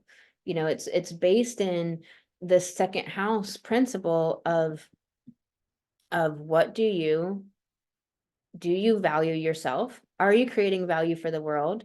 Are you in a lack? You know, it's all about money. Are you in a lack place? Are you in the materialistic evolutionary state and you're only in that materialism place? Or are you evolving into an individuated state or a spiritualized state, really coming from something higher, something more meaningful? You know, Mercury ruling your sign in Sag. This is about natural law. This is about understanding all cultures and people. This is about higher wisdom and higher truths and expansion and learning and growth and exploration, being on the adventure. And so ruling your seventh house, how are you expanding and growing through relationships? Are you having that possibility? It's conjunct Mars, wanting to take action maybe in many directions, wanting to be spontaneous and fiery and enthusiastic and really talk to a lot of people. You know, this could be very a time where you're really energized and wanting to really get super social and be out in the world and really be connecting to a lot of people. It can be a restless energy if you're not doing something to burn that off. You know, I recommend exercise, sex, self-pleasure, dancing, walking. So definitely that. And that Sag, your Mercury in Sagittarius is then ruled by Jupiter in Taurus in the 12th house, kind of going back to this moon in that second house about, you know, do you have self-sufficiency? Do you and like, if you when you think about self-sufficiency, like, yes, we have it in all of these ways, right? Like, we take our vitamins every day, we get up and have a schedule and routine, we pay our car bill, whatever it is, right? We have self-sufficiency in these ways. But where do you not have self-sufficiency? And you know, like, is it in your mindset? Is it in the way you respond to threats or problems? Is it in your business? Is it in, you know, this particular relationship where you don't really have autonomy in that relationship and you need somebody with you at the movies to feel comfortable and you can't go do something by yourself? Or, you know, can you have healthy dynamics? Can you speak up for yourself? So really important. Let me get rid of all of this. The other thing is that this Mercury ruling your sign is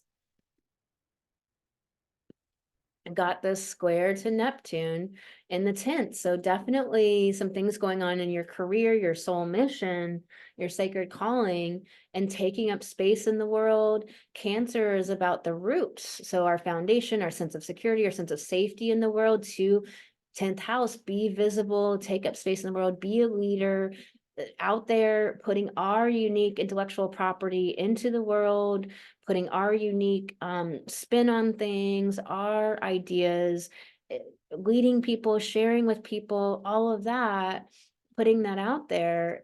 And so Neptune is asking for the highest expression of our consciousness to come from a spiritualized place, to come from that higher place. It's asking us to understand truth from falsehood and not be in the fantasy and illusion. You know, are you doing a jobby hobby and not really a business, and not believing in what you can create? And therefore you're actually not bringing any value to the world, because you're kind of like just staying in comfort zones, staying in like that Cancer comfort zones. There's a difference between safety and comfort. That safety spell got pushed on us big time the last 3 years. It was a program that was just pushed and pushed and pushed and pushed by the media, and wanting people to think that they're not safe, or that something outside creates safety. It's inside of us that we create safety.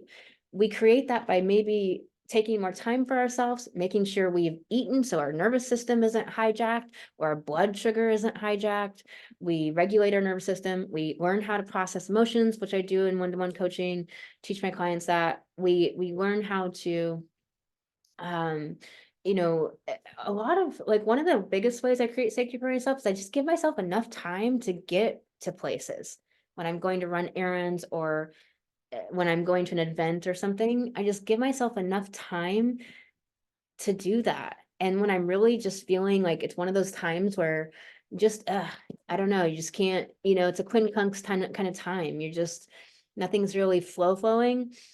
I give myself extra time, and I bring a bunch of stuff with me that I probably won't use, but having it with me creates safety. Having orange juice with me, and an extra meal, and having, some Band-Aids and some hair ties and another change of clothes, and just, my oils with me, and some smell good stuff, and like 2 pairs of shoes in case like I'm cold or I'm hot, just bringing all the stuff.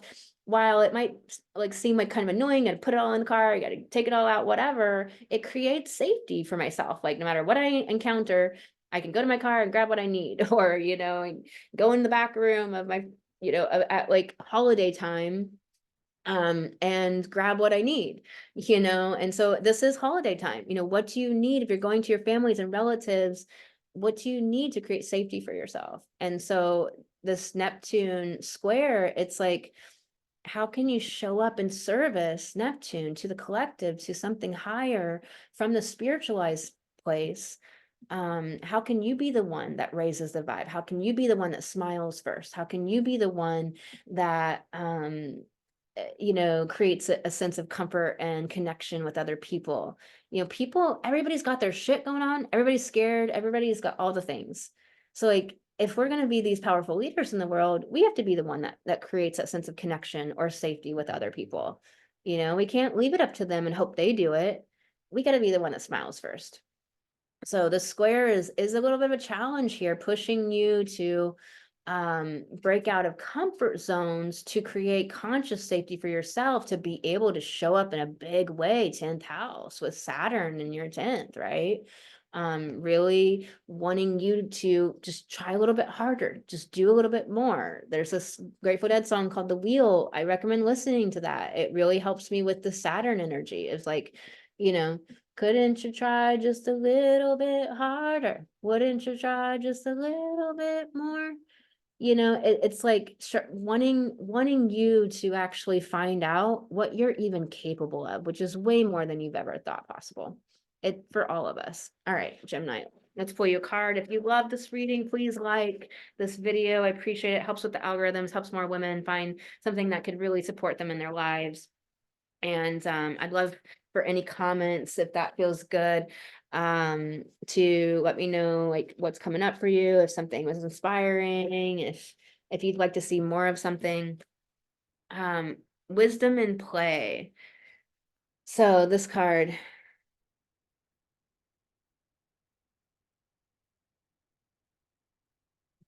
So you got this card, Wisdom in Play. It's a really interesting card. It's almost like she has some mask on, and like, can she see through the mask, or is she a sea creature, part sea creature?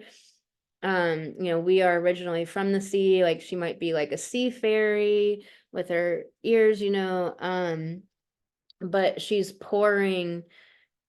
um, it doesn't, I mean, it looks like could be water, but almost like magical dust, it's like talking about working with the divine, wisdom in play, meaning that there is divine magic flowing through at any given moment. The insight is so subtle. It's wanting you to get out of all the busy, busy, busy, busy energy, and instead let the divine speak to you. Let your intuition, your higher self, guide you through the maze. Let yourself be really anchored and seated in your sacred feminine energy. Can you really flow from intuition, flow from synchronicity to synchronicity? Allow the magic to come in and help you. So with this square, with these challenges, let the magic help you and support you and nurture you. I love the mantra that, the divine is supporting me in all ways. The divine is supporting me in all ways. It's working with me. We're co-creating together. It's not against me. When we're in lower frequencies, we have a hard time thinking that anybody's for us. We see the world as everything's against us. So it's really but if you can just practice that mantra. And so it's letting the divine co-create with you, being like allowing for the unfolding, and it's really wanting see how she's seated, but she is doing something. It's not a frenzy energy. All right, Gemini, sending you lots of love. If you want to get the free astrology mini course, you can download that, the link below, or empoweredwomenrise.com. Lots of love.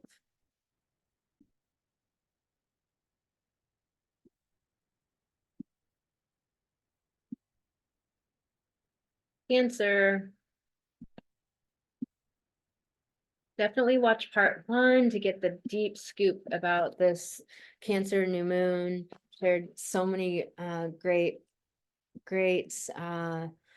deep channeled messages that wanted to come through for us. It was really a profound positive experience to get those channeled messages and then to bring them forward for you. It's definitely a first house new moon for you.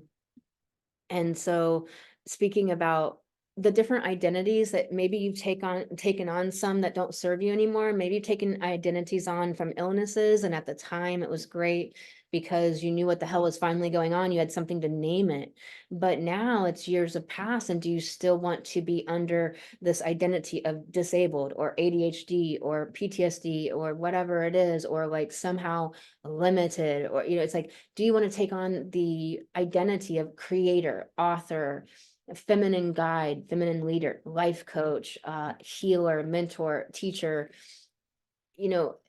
mother, I've heard one woman identify herself as like a single mother. It's like there's connotations to that. Do you want to take on the identity of a single mother, or do you want to be a mother, that nurturing mama bear, that she's powerful, she's empowered, she inspires her children, she's got that thing to say that it's this way of walking in the world. There's this TV show called Good Witch, and Cassie, her character, she's never frenzied and running around. She's always just present. And obviously we're human, we don't have the perfect thing to say all the time, but it's that kind of energy. So just examples, just thoughts to kind of get it rattling around your consciousness of what identities have you taken on. I shared in part 1 about my name change this year. And so, it was a very natural evolution and unfolding story. But it's very much a first house thing that happened for me, that this old name was a whole identity, and that identity served its purpose, and it was time to be put to ground, and a new identity has birthed for me, and it's the right new identity. And it's not just the name, it's what the name means. It's the whole identity associated with the name. And so something to think about. Also, how do you deal with threat? Maybe the old maladaptive coping mechanisms of how you dealt with threat, of like scrolling, checking out, going numb, assuming the worst, aren't working for you anymore. And maybe it's time to start a new practice.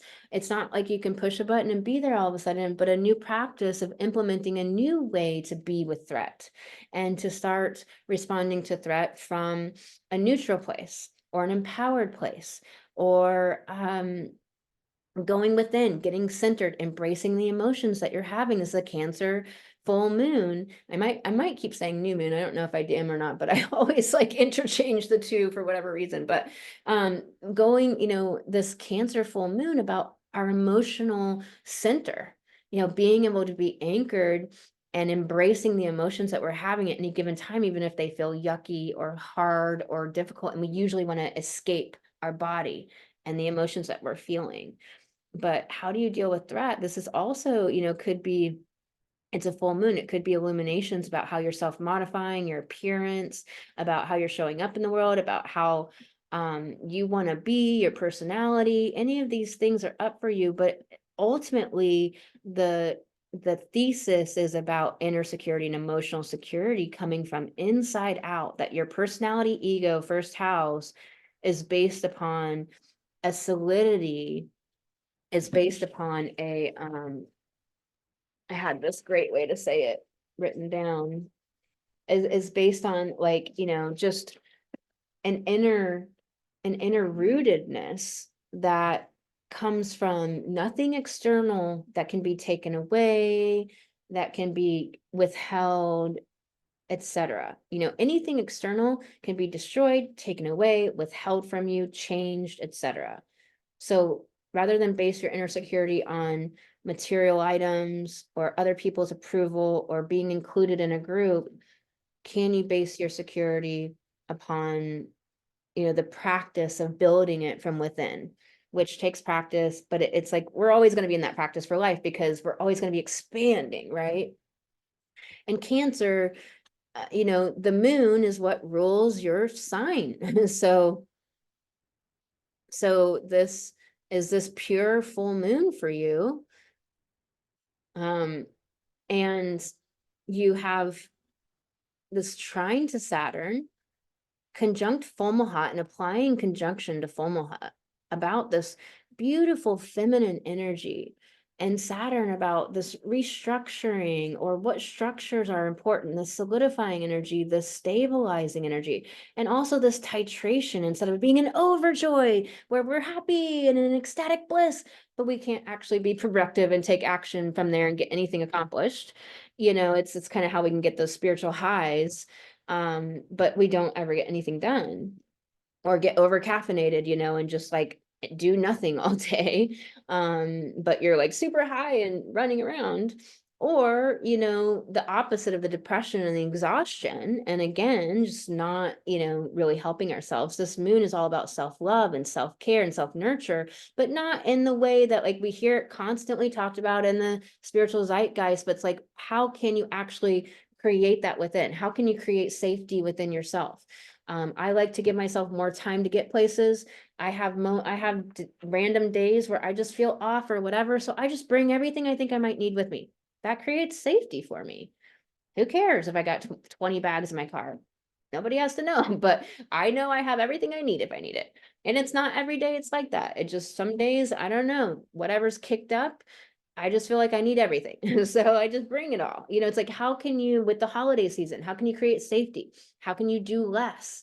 How can you really carve out what is meaningful for you and what's not? Because Saturn in Pisces is saying, let's restructure based on what's meaningful from a higher spiritualized place, not from the low materialism place. It's really huge, really huge. And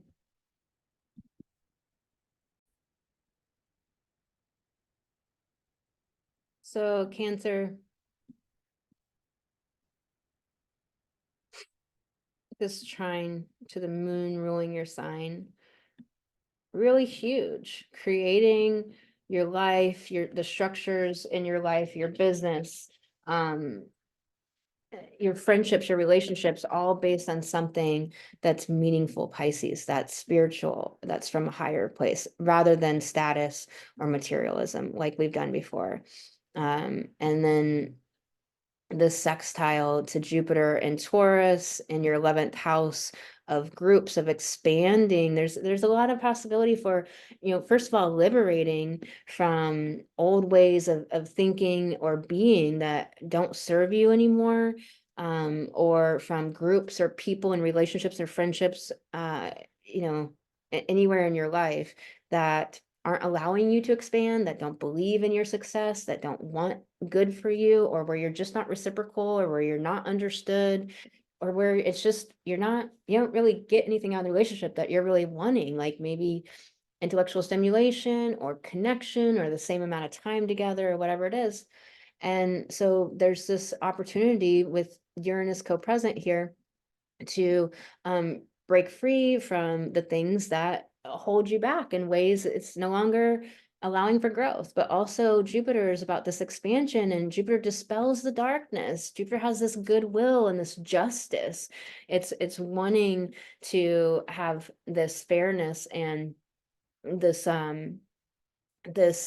going for the belief in what's possible and what we can do, and thinking for yourself and creating wisdom through amazing experiences, being on the adventure of life. And the sign of Taurus coming from self-sufficiency and valuing yourself and knowing that you are resourceful and you can handle anything. And so then how can you make relationships built upon this, and bring your gifts to the world from this place? Definitely there's an expansion of like friendships, groups, collaborations, things like that. Maybe you're starting new projects coming up and you're filling them up right now in your business.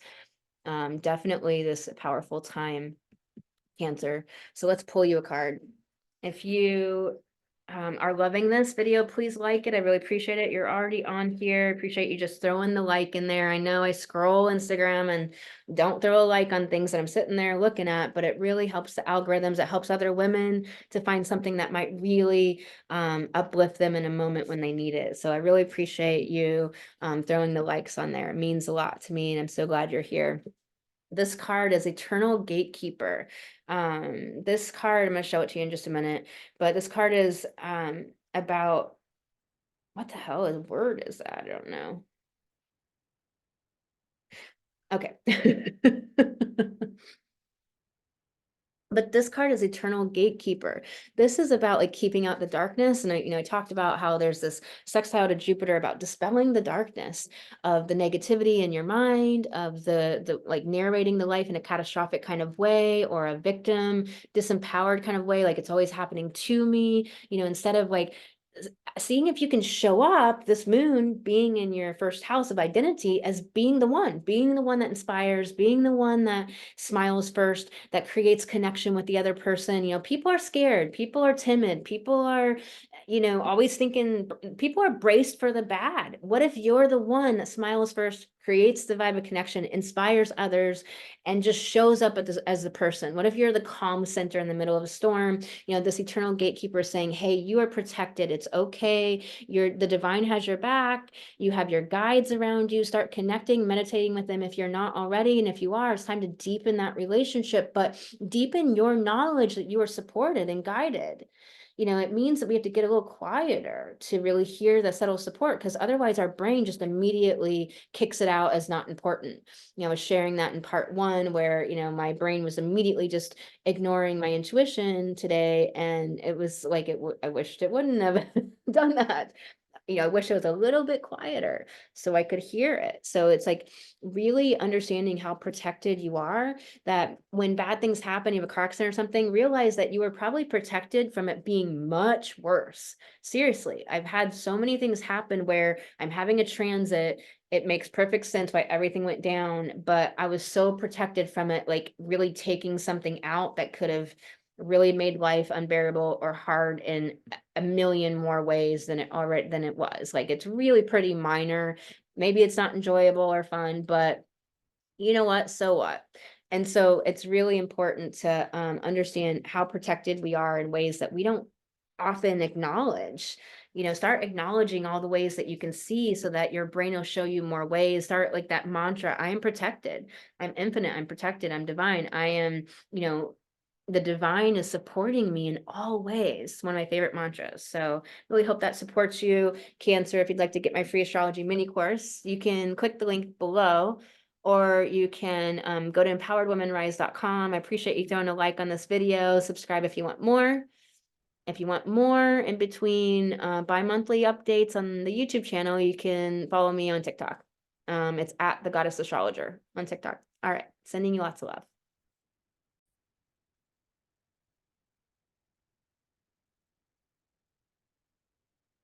Leo, so definitely watch the first part one, to really find out deeply about this Cancer full moon.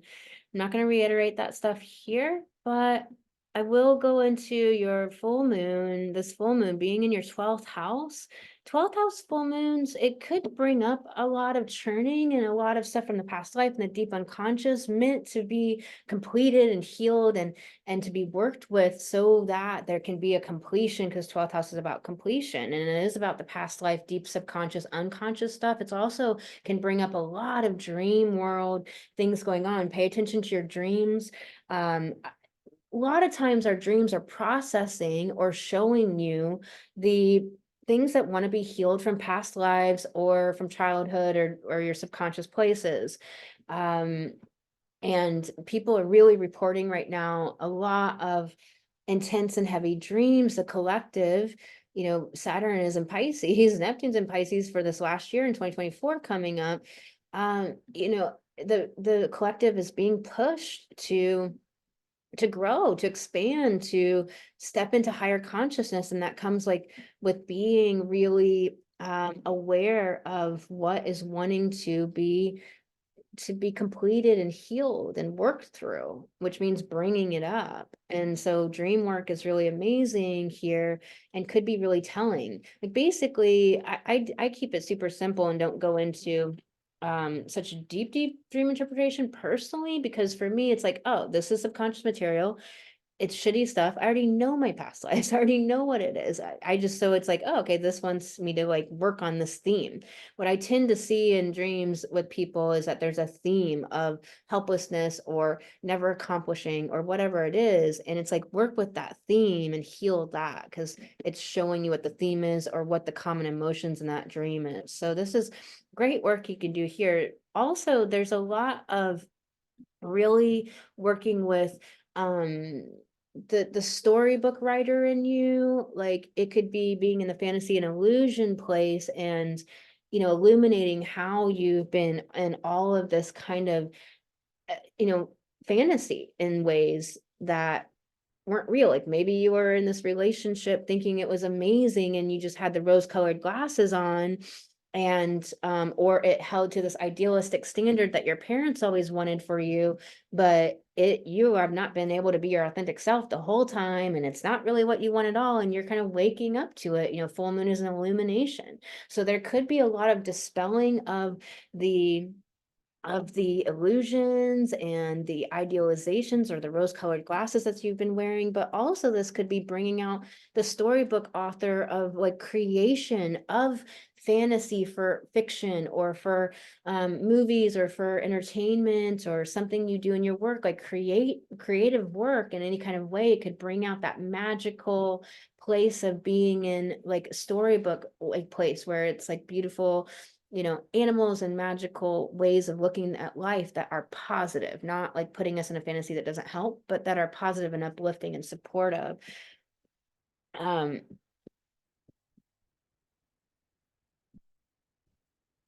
Leo, you're ruled by the sun, and the sun is in Capricorn, in this opposition to this moon. The bottom line of this full moon is always about inner security, emotional security, and we do need to heal to actually create that in ourselves. We do need to create safety for ourselves to go big, to accomplish big goals, to do big things. That might mean, like for me, it's something as simple as just making sure I have everything I need, or giving myself extra time to get to a place. Like those are ways I create safety for myself. How can you create safety to step into a higher rung of your purpose in this life, of your mission, of your ability to come from your heart, to come from soul, to Leo, to inspire others. Capricorn in the perverted place that it is in our culture is like so much about status, but Capricorn's really about wisdom of experience, of having had experiences. It's also the wisdom and maturity of titration, of knowing when is enough, how much is enough. It's not caution just for caution's sake. It's caution because it's thoughtful. It's aware that there's potholes. It's like going down the road a little slower so you don't take out your undercarriage. It's that kind of titration. It's wanting to be mature and be wise instead of just like Aries, like I'm just gonna gun it and go, and now like half your car is wiped out. So it's that kind of energy. It's also this energy of the fallow field. It's wanting to renew and go within, to gather within, to renew its resources so it can shine once again. So the sun in Capricorn is this time of gathering within. It's a time maybe of dedicated work on a project. It is a time of very much being in that place of that winter time of retreat and self-reflection and determination, and there's a determination. It's a wintry vibe, of that determination in the cold, right? In times past, like we didn't have shelters and heat and all that stuff, right? So there's a fierceness, a grit that can come with Capricorn but Capricorn's also about like this excellency and reaching for this excellency, and how can you step up to try just a little harder, to work just a little harder, to let yourself be in the practice of it, which takes narrating it in a different way. And remember that this Saturn and Pisces is what rules this Capricorn. So wanting to come from a higher place, to come from not a materialistic or a status seeking place, but from a place that's spiritualized, that is based upon something meaningful, and something meaningful for the whole, not just for self. And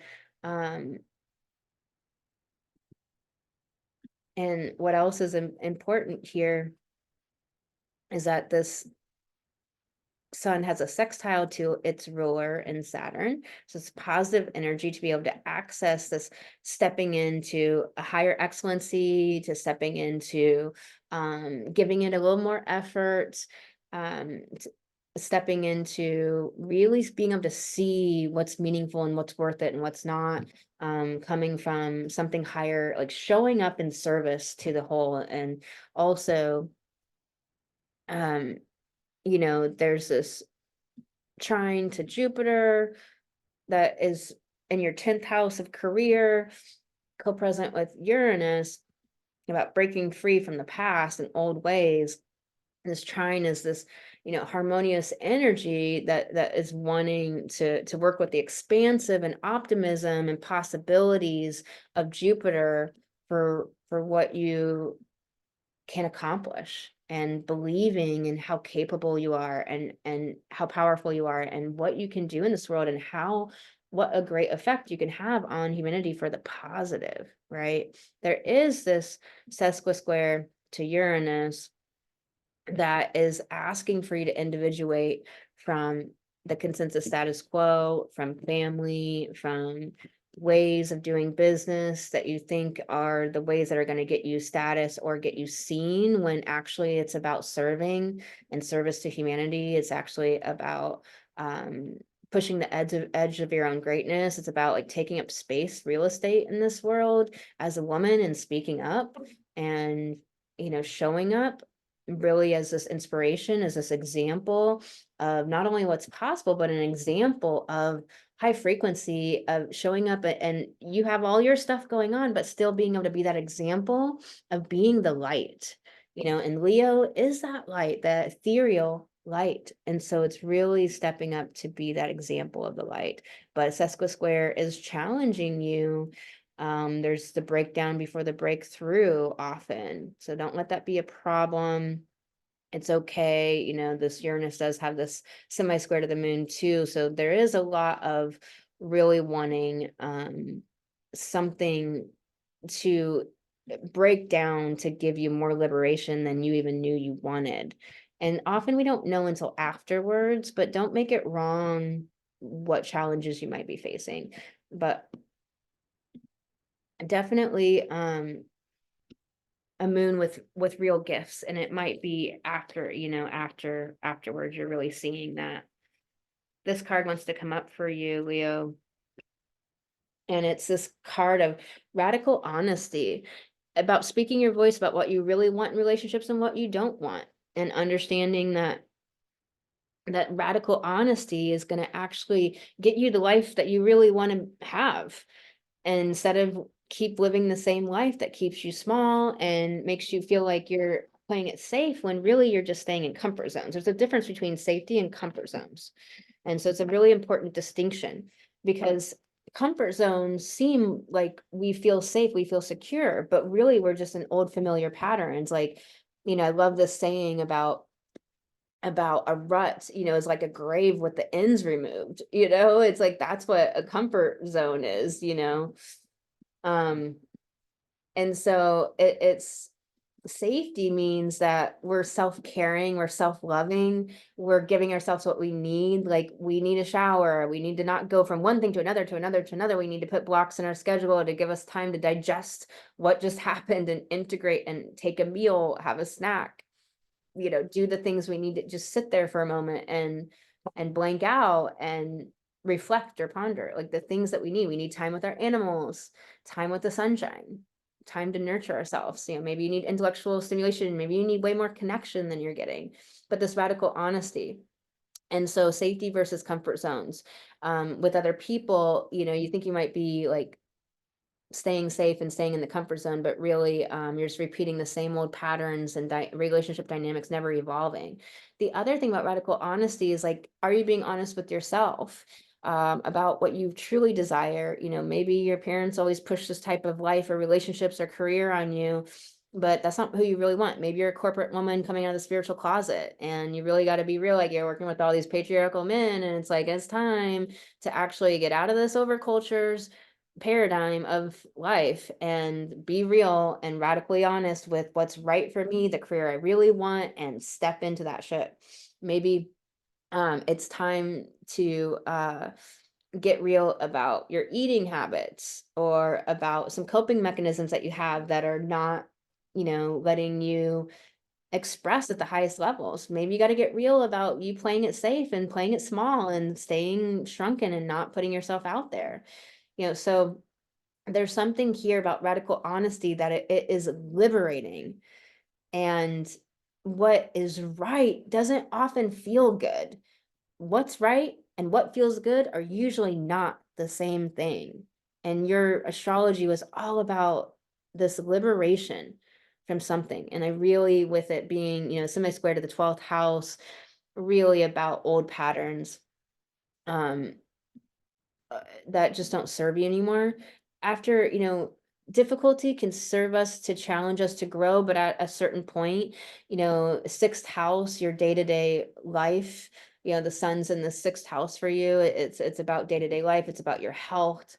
It is about healing the inner world. It is about your lifestyle, you know, so much about this liberation from the day-to-day mundane schedule that you've been keeping, that you don't want your day-to-day life to actually look and feel this way, that you want more joy, more pleasure, more beauty around you, whatever it is. But these are examples to help you kind of see what's going on for you in your life. I hope that this really helps you and nurtures you. Please throw a like on this video. It really helps other people to find something that might really help them in a difficult moment. So I really appreciate you helping the algorithms and throwing a like down on this video.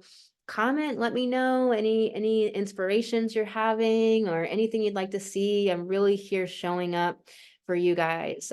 Really here showing up for you. I want you to have the encouragement and the support that you need on your journey, just like so many of you are that for me. So also, if you'd like my free astrology mini course, click the link below this video, or you can go to empoweredwomenrise.com. Also, I am doing, daily astrology and support over on my TikTok at the Goddess Astrologer. So you can definitely find me there in between videos. If you subscribe to this channel, you'll be notified about the bi-monthly videos coming out. So lots of love to you, Leo. Talk to you next time.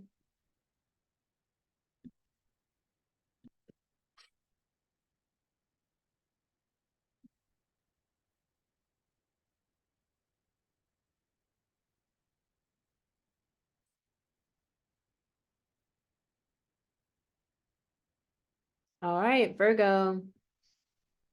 I just want to make sure that's definitely sharing the right screen.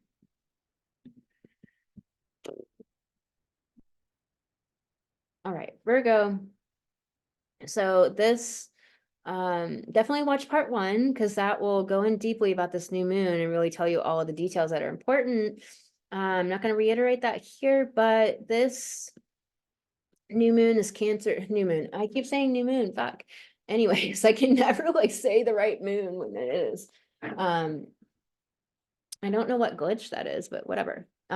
This full moon in Cancer's always going to be about that deep inner security and emotions. It's also, yes, about family, home, nurturing, but it's about that rootedness within ourselves from the inside out. And so being in your 11th house, it's like, how have you not had that in your, relationships, your friendships? What is happening here? Your friendships, your relationships, your in your collaborations or in your communities or your groups or the things that you're doing in your business with your audience in your business. So, this 11th house is all about like all of the relationships in our life that are more like group centered. So the groups that you have are your audience, your email list, or your social media audiences, the audiences in your business, or maybe you're part of a softball club, or maybe you're part of a spiritual community, all of these groups and friendships or more peripheral friendships. How is it time to have an inner security and show up from this different place instead of showing up from a security that's based on like status or money or externals that isn't serving you? Also, are these relationships nurturing for you? Is it time to shed the ones that aren't? There's something about breaking free here, wanting to break free from the things that are maybe draining your energy. That's really coming through pretty heavily, and to really only be participating in things that are really feeding your light, feeding your joy, and that are allowing you to expand, that believe in you. So something here very deep, but this very 11th house centric for you, for this moon. And, Virgo, you're ruled by that Mercury that's conjunct Mars and in Sag in the 4th house. So, very much about this inner security in your mind. How do you, how are you narrating life? How do you story the life events or the moments of your life? And do you story them in a way that's coming from a sense of inner security, or are you coming from inferiority? Are you coming from insecurity? Are you coming from fear or doubt or lack? Are you coming from desperation or urgency? There's a real difference between urgency and immediacy, right? Really different energies that create really different results. So really wanting to be this expansive, positive believer in the good. This Mercury wants to be happy and enthusiastic and just dispel the darkness. And it's conjunct, Mars that wants to like have fun. It's got some major restless energy going on, wants to get going, socialize, do all the things. And we're talking about like, are we really like creating safety within ourselves? I like to think about it as just like when I'm going to places, I like to give myself extra time to get there. So I don't feel like I have to rush. So I don't feel like I'm in that urgency energy. I realized there was a point in my life where I realized like for a year or something, I had just been driving with this urgency to like, as if I was late for everywhere I went. It was like the bunny in Alice in Wonderland, like I'm late, I'm late, late. And it was like, I'm not late.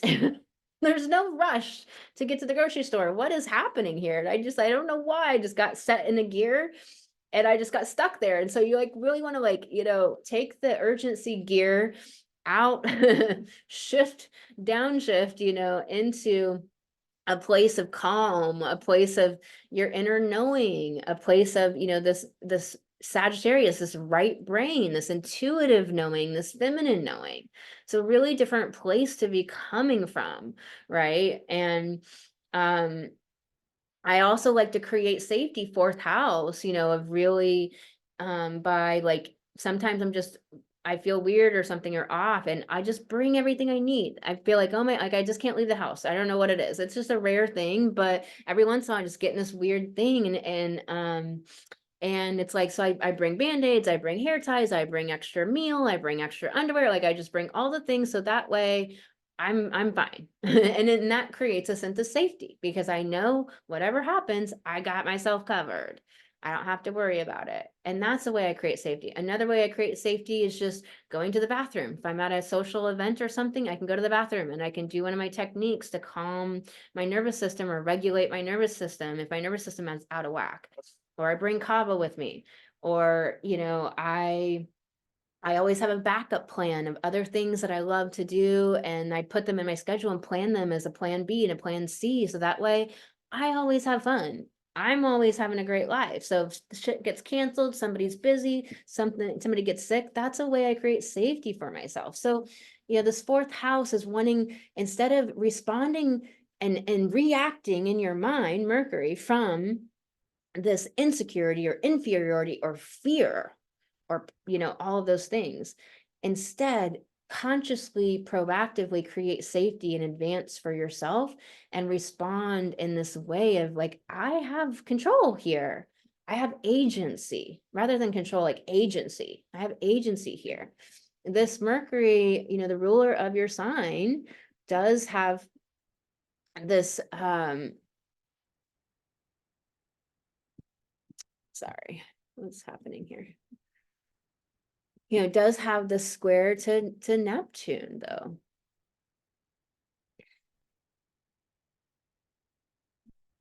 So there's this wanting to step into a higher expression of consciousness, wanting to expand your consciousness, wanting to come from what's really meaningful for you instead of these more materialistic and lower consciousness types of drivers or motivations. It's like really wanting to step into a higher motivation that's spiritualized, that is to serve humanity in some way, to change this world for the better, to help people.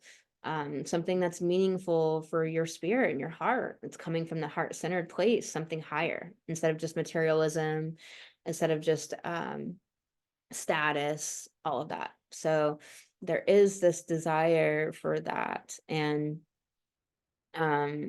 definitely, these trines to Eris Xena in the North Node, wanting you to stand in even greater autonomy, sovereignty, greater, not letting other people tell you the way to go, but it coming from your inner knowing, Sagittarius, Mercury and Sag, coming from your feminine genius within you, and being bold, being courageous, Eris Xena, this trine where you have more willingness to step outside your comfort zones, create safety for yourself by asking yourself what you need to be able to do the thing, and being bold and courageous and going for it. This is really wanting you to go for it, really wanting you to believe in yourself at the highest levels.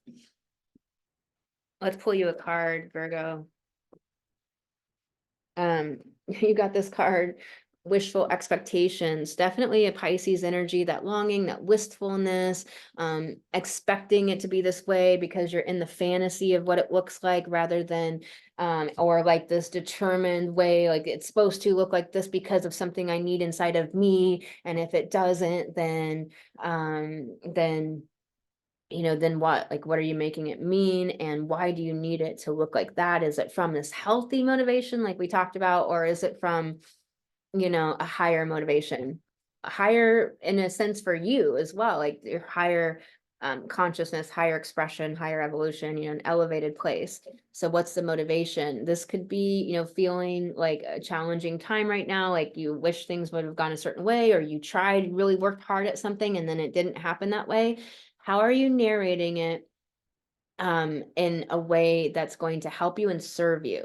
You really want to narrate it from a place where this is serving my highest. This is helping me to take action, not making me feel so down and depressed that it didn't happen the way I wanted it to, that I can't then make my next movement and go forward and move forward. So really understanding that no matter what the circumstances, we get to choose how we're going to show up with that thing. I love to choose, like, this is refining me, this is making me stronger, I am alchemizing this for my highest expression.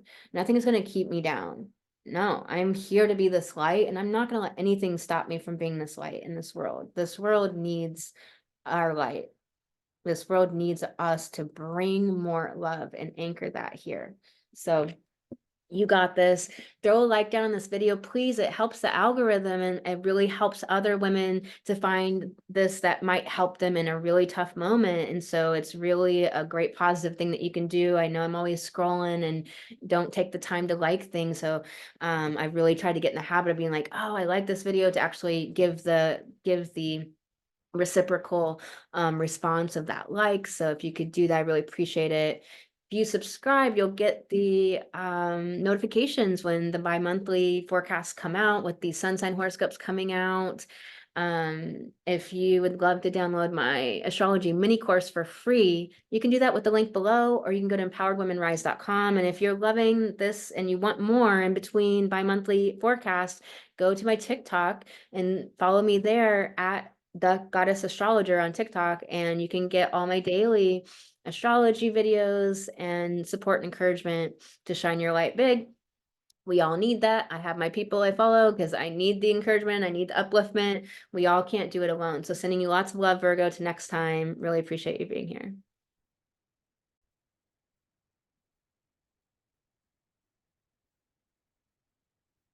Let's do this, Libra. All right, Libra, definitely watch part 1. That will give you all of the deeper details about this Cancer full moon. So much channeled through for everyone. Definitely, we're talking about Cancer, so creating a sense of safety within ourselves without actually staying in old comfort zones that are not allowing us to build a deeper sense of inner security and emotional security, especially when we're talking about here the 10th house, and we're talking about our career, sacred mission, our soul mission, our calling, taking up real estate in the world.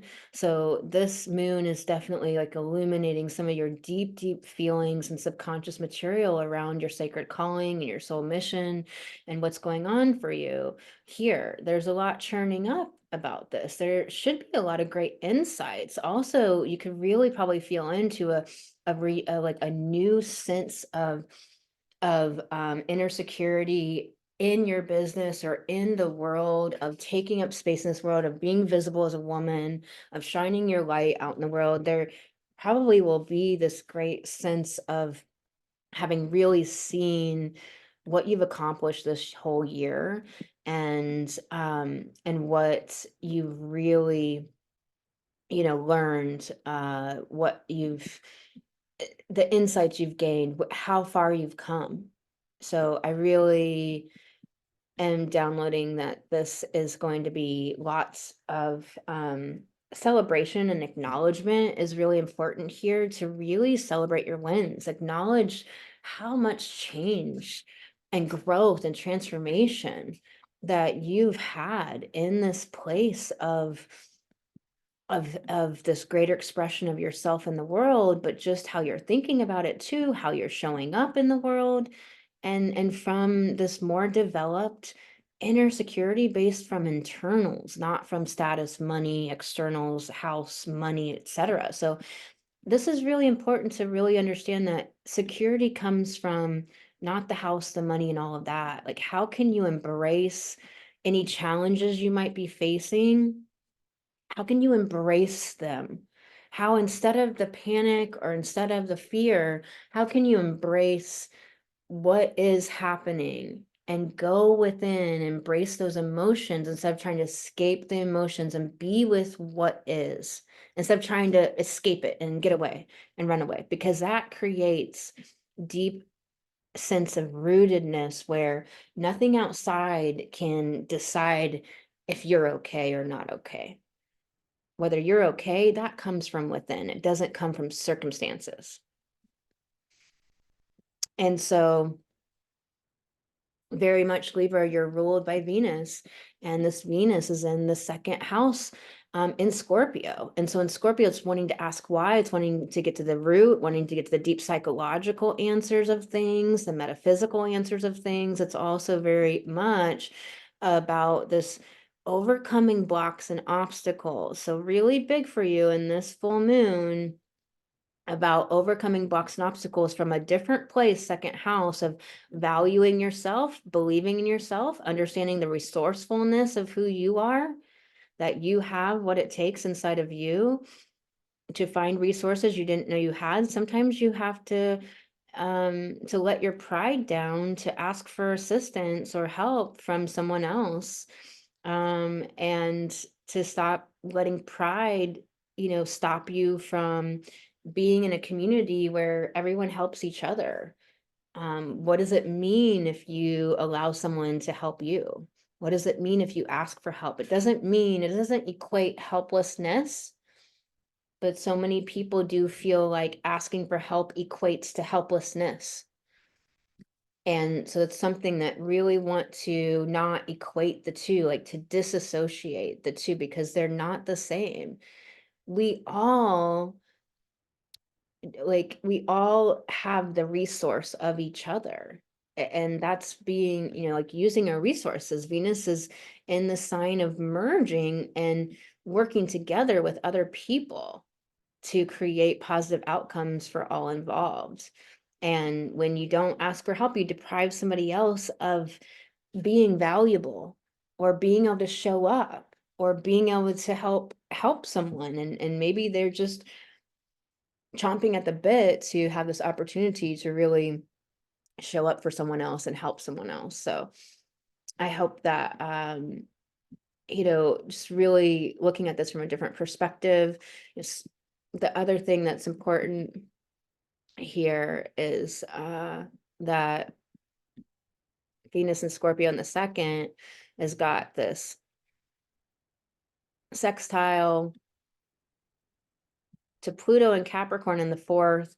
Again, we're talking inner security and emotional security. It's really highlighted big because everything that's coming from fear or insecurity or inferiority is going to create what kinds of actions and behaviors, which then create what kind of results.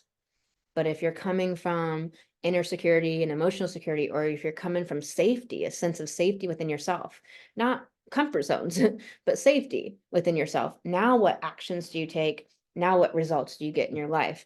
One of the things I like to talk about it with this Cancer energy and this fourth house energy is, how can I create a sense of safety? Maybe that's that I give myself extra time to get from A to B, to get to places, to go to events. I give myself extra time. Maybe it's that I take all the things with me I think I might need, so that I don't have to think about it. I take Band-Aids, I take a hair tie, I take extra underwear, I just take all the things I could possibly need, even though I probably won't, but it creates a sense of safety for me. Or maybe I make sure I always have a meal on me, because maybe I don't know if I'm going to get home in time, or if I'm going to be back to a place where I can get food, or maybe I don't want to buy food all the time out and about because I want to eat healthier food. So then I bring my meals with me. So, it creates a sense of safety. Like, I know at one time I finally had to get like a little, refrigerator pack and what have you, so I could have food on me, because I like to be out on the go, and I wanted to control what went in my body and like good nutrient dense food. And so I never wanted to be without food. And I also didn't want to eat like quick, easy meals that weren't really giving me good nutrients. So I solved the problem. I created safety for myself. I always have a meal. I always know that I'm not going to be hungry, which causes like blood sugar issues. It causes emotional issues. It's not good for my system, all these things, right? So those are just examples, but maybe you create safety by knowing, reminding yourself, I can always go to the bathroom. If I'm in a public place, I can always go to the bathroom, do a little nervous system regulation. I'm good. Or there's all kinds of answers that maybe I never think of, because I won't let my pride down, or I won't ask for help, or I won't let people let people help me, or I don't think I'm valuable enough. You know, the second house Venus is also about, are you valuing yourself at the highest levels? Do you think that you're worthy of people, you know, taking care of you, you know, making sure you're okay, like showing up for you the way you show up for others? Or like, you know, can you receive? Venus and Scorpio, all about receiving. Taurus, about what we attract, you know, it's like, are you attracting support and love and nourishment and all the things that you need? And are you willing to receive that? You know, there's a big question here about this rootedness within yourself of inner security that's not based on money or houses or cars or approval or certifications, but that's based internally within you, about your ability to process emotions and your ability to handle life circumstances. You know, the second house is really that we handle challenges as they occur, and that, you know, you're resourceful enough to handle that challenge, but our mind can make it like seem like it's very limited way that we can handle those challenges, when there's a plethora of ways that maybe we're just not allowing ourselves to receive that because we think it means XYZ. So really important stuff here. This Pluto is forcing evolution, and our sense of home life, our sense of security, our sense of family and home and stability and all of those things. Like Pluto is wanting you to grow. Pluto says grow or die.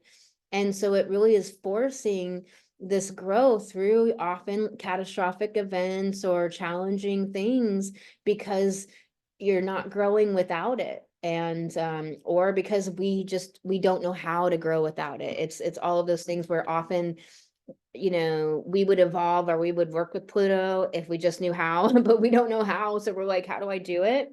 But it's really asking you to elevate this time. It's asking you to embrace what's going on without without needing it to be different. Embrace the challenges or where you're actually at without needing it to be different. And really stepping into a greater resourcefulness than you have allowed yourself to realize you have. And that means, you know, second house, building and growing with other people, working with other people, understanding other people are a resource. And other people's resources are a resource. And I'm not talking about any sort of manipulative way. I'm talking about in a where we are all in community and here to help each other and to support each other. If we lived in communities, nobody would be hungry, nobody would be in poverty, nobody would be homeless, nobody would not have mental health care. But and that would be, that's healthy. You know, there's no reason on this planet that not every single person has everything that they need as far as like Maslow's hierarchy of needs stuff. So allow yourself to bring the feminine in, that knows that we are meant to live in community and serve and help each other, and let yourself receive that. What else is important for you in this moon? I think that's really just such the biggest message, Libra. Just know that there's also just a lot of divine help for you. Okay, there's a lot of answers and creativity if you'll allow it, but it's definitely a stepping into inner knowing and stepping into a place of sovereignty, and stepping into an assertiveness and stepping into your courage. Be courageous, be bold, initiate, take action. All right, Libra, let's pull you a card.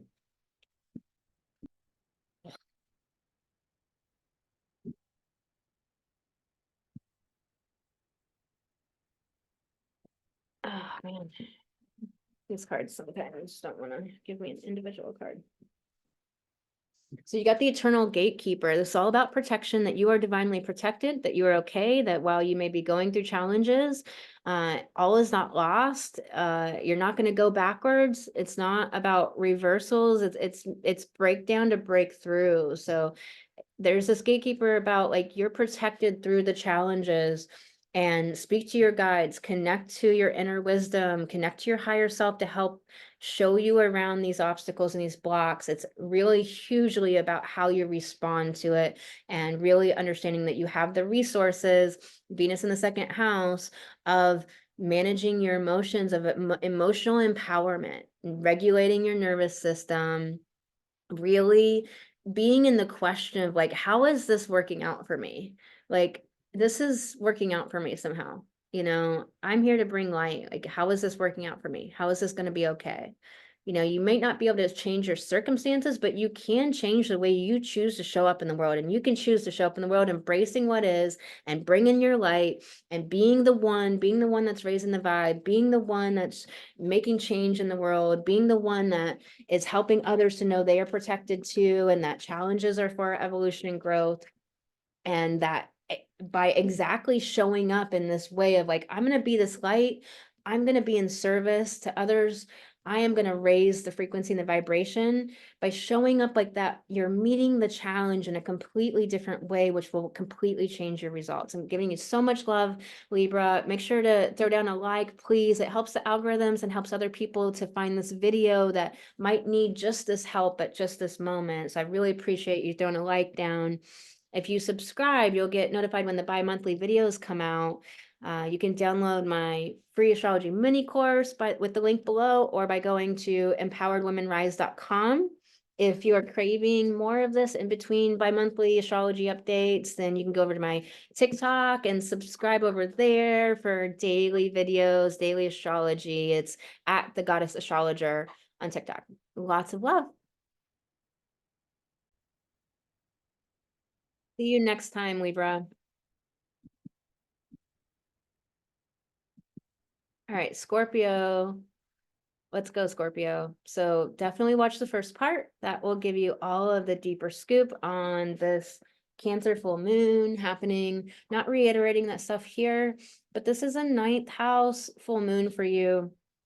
Definitely about that expansion, about being on the adventure, also stepping into your expertise and your wisdom. Really also asking you, like, how much are you living by inner knowing and inner truth, or inner wisdom rather, and your intuitive knowing and natural law, divine law, natural truth? Or are you living by man-made laws? Are you living by the consensus status quo? Are you living by all the rules of the people around you and society and culture? Because maybe that's the only way you feel safe, Cancer. And this is about creating safety from within us, not from externals, like the community we're in, or other people's approval, or money, or material possessions, house, a car, etc. Like, how can you create safety through having the ability to embrace the emotions you might be having at any given moment, of learning how to process emotions. And when you do big things, you have big emotions. So it'll never go away. So you want to learn that skill of emotional empowerment. And that's what creates inner security.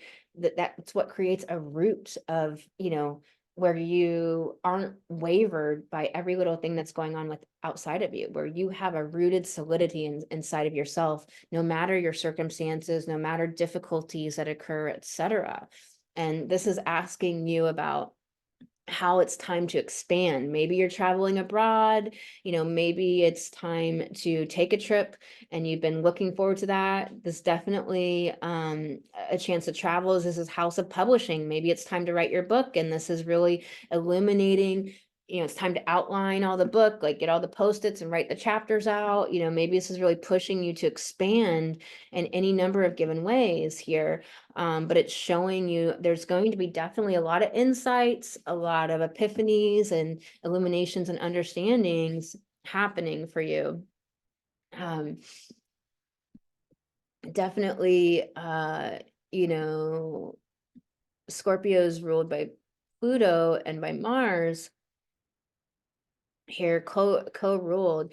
And so if we look at Pluto in this 3rd house in Capricorn, we're looking at restructuring your mindset. Is your mindset based on fear and wounds and what other people say is the way, or is it based upon your inner truth, a higher truth? Is it based on natural law? Is it based on, an empowered mindset that is optimistic, ninth house, going out on the journey, Mars and Sagittarius, that is optimistic, that believes in what you can create, that believes in the good, that is dispelling the darkness and bringing the light forward, bringing that joy and that optimism and that belief and that goodwill, justice, bringing that forward. So definitely also maybe some challenges to the way you're thinking, because it's not working anymore, and it's wanting and more wanting to grow,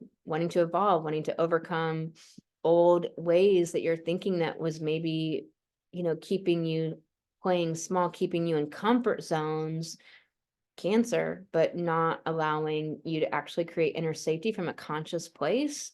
Talking a lot in this moon about creating safety for ourselves instead of wanting the externals to make us safe, other people or the doctor, or things should be some sort of way. As Capricorn can be the shoulds. It's about creating safety because you prepare, you give yourself more time, you are loving yourself, you are taking care of you, you are advocating for you. You can't expect a doctor to do right by you. You have to actually watch what that dude, maybe it's a woman, but watch what that person is doing and say and advocate for yourself, saying like, this doesn't feel right. I don't care if they're a doctor, it doesn't mean they just get to do whatever the hell they want. Right? It's like we have to advocate for our own self. We have to ask for our needs to be met. They might not be met, but if you don't ask, you can't get them met, right? And we have to set boundaries in place. Boundaries are for us to keep in place. You can't expect somebody to keep up your boundaries. So if you got to be somewhere, you have to be the one that watches your time, right? Like that's how we keep our own boundaries. So, definitely this Pluto has a sextile to Venus and Scorpio in the first, very much about your identity, and your personality, and just like really overcoming old ways that aren't serving you anymore, of how you handle difficulty or things that happen that make you feel fear, overcoming those old ways for a new emotional centeredness that allows you to be centered in the middle of the storm, you to be centered in the eye of the storm. And so the sextile is giving you the opportunity to like heal and to deeply psychologically understand parts of yourself, who you are, who you want to be, how you want to show up in the world, and restructure the way that you look at everything, from this new place of inner security and emotional security, and built from the inside out. This Mars and Sag, might want to like try a bunch of things. Definitely wanting to understand the resourcefulness of you. Definitely wanting to like value yourself, really stand up and like knowing you can do it, understanding that you are capable, that you can do so much more than maybe you've been realizing that you're capable of. I mean, just showing up in a different energy and being like, I'm the one that's going to show up and set the vibe. I'm not going to let somebody else set my frequency and let them set the tone. I'm going to come with this high frequency, light, and bring this energy. And whoever doesn't want to meet me there, okay, but I'm going to set the vibe. I'm not going to let somebody else bring me down, like I'm going to be the one that smiles first. I'm the one that's going to create connection with that other person instead of expecting them to bring me out of my shell. I'm going to go to them and create connection. And, some people will vibe, some people won't. Oh, well, but I'm going to set the tone of the way, how you show up in the world could just simply be, which is everything to do about emotions and energy, which is Cancer, right? All of this water in the chart, Neptune and Saturn and Pisces. So much about this evolution, this elevation that we have possible. With Mars and Sag, definitely make sure you walk, exercise, sex or self-pleasure, or, dance, do things to get that restless energy out, because otherwise it's hard to focus to fruition and get shit completed. And you could just be all over the place and have a million ideas and none of them actually move to completion. So definitely important with this, Mercury and Mars and Sag here in that conjunction. So Um, the other thing to realize is that Mars ruling your sign has this trine to Eris Xena and the North Node, all about stepping into autonomy. Autonomy means that, you know, you're not listening to other people tell you what to do. And we might not think we are, but the programs of the culture that's telling us what to do, telling us what's supposedly right, or what you have to do to be accepted or liked, or the way you should be. You know, so many women are still out there in the world sexualizing themselves, or, you know, standing in front of the car. And it's not that they're standing in front of the car that is the problem. It's the energy, it's the superiority, or it's the materialism. It's there's it's not their love. It's not that their love for this car and driving fast and track racing and the skill it takes. It's not that. It's just like, I got the thing. It's this materialism. It's not from this higher state. We have Neptune at home in Pisces, asking the collective consciousness to raise up to a spiritualized state and like get out of this materialism and this mechanistic way of life. And, you know, Saturn's in Pisces saying, let's connect into soul, into heart. Like, what's the deeper meaning of things? You know, like, is it really just about status? Like, that shit, like, so what? Like, it's meaningless, you know. And like, like, people find out the hard way. You know, like, they get all the things, and then they get all the things, and then they get all the things, and then they're like, oh wow, this is fucking empty. Holy shit, like, there's nothing here. You know, and some people, it takes a lot of lifetimes to get that lesson, but that's, you know, I feel like there's harder lessons than that, but that's pretty disillusioning for some people, for sure. But, you know, it's like wanting you to step into sovereignty. It's wanting you to step into autonomy from the consensus status quo way, from the overculture, from the patriarchy, from anything that's not your authentic north node, north star. You know, your inner knowing of what's right for you, being on your evolutionary path of what your higher self is saying, what your guidance is, what's aligned for you in your evolutionary journey. So really, really important here. Definitely that square to Neptune, asking you to rise up, and also asking you to discern truth from falsehood. You know, a lot of people can be living in fantasies and making them real. Like, maybe the fantasy is like, I'm supposed to be a good little girl, so I'll get the partner, I'll get the house, it looks a certain way, it's a certain amount of status, and then I will like have the job and the career and travel the world and have the Instagram look this way. But it's a whole fantasy because it's not actually your true self, you know. And maybe your true authentic self would have similar things in it, but the energy, the vibe, the whole story would not be that. It would be actually this authentic, resonant story. It wouldn't be false and fake. So you want to be careful with Neptune, where you can be in fantasies you don't even know you're in.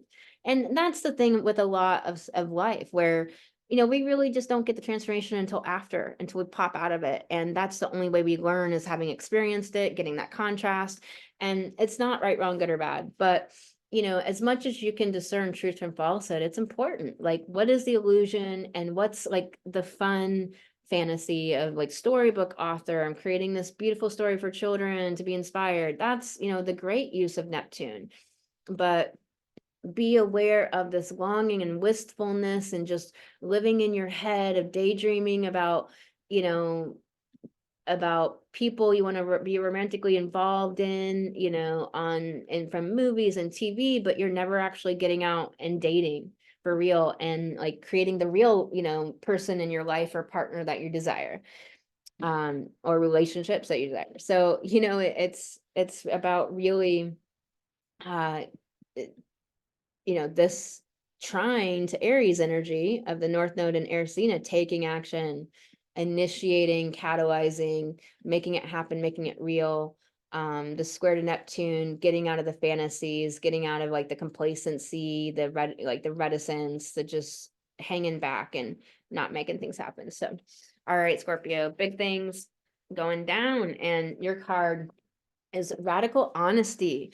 So definitely a powerful card, you know, getting real about maybe what you want, or where you've been people pleasing, or where you haven't been speaking your voice, you know, that trine from your ruling planet to The North Node in Aries is in Arizina, is like being assertive, being real, speaking your needs, stating your boundaries. Somebody might not uphold those and it's not their job to, but at least you were real about what you want and need and gave yourself the opportunity to actually get it.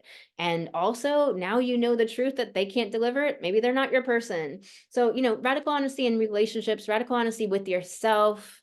This is a time to evolve and stand up and rise to a higher level, rise to a higher vibe, set the tone for others, be the leader, be the light, be the heart-centered woman in this world that is showing this world the way to go. We got to get out of this depravity. We got to get out of this old overculture and this old noise. Be the one.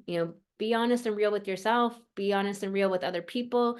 Then you actually get the chance of getting what you really want, and you know where you stand instead of all the subtext that it's just a murky game, and it doesn't dispel the darkness. So definitely also, radical honesty is also just, being real about celebrating your wins. Many of you are not being honest about how amazing you are, about how beautiful you are, about all your gifts that you bring, about all the good that you do in this world. So definitely that's an area where this could happen too. Look in your life at where this applies. Was there an immediate intuitive hit that you knew what this was about as soon as you saw this card come up? All right, Scorpio, please throw down a like on this video. I appreciate it. It helps, the algorithms, and it helps the video get out to other women that maybe might need this exact message at this exact moment. So I really appreciate you just showing your love for the energy given in these videos. Really appreciate you being here. If you'd like my free astrology mini course, you can download it at the link below, or you can download it at empoweredwomenrise.com. Subscribe to get these bi-monthly videos notified, pop up in your feed. And if you want more, you can subscribe to my TikTok over at the Goddess Astrologer. Lots of love. See you next time.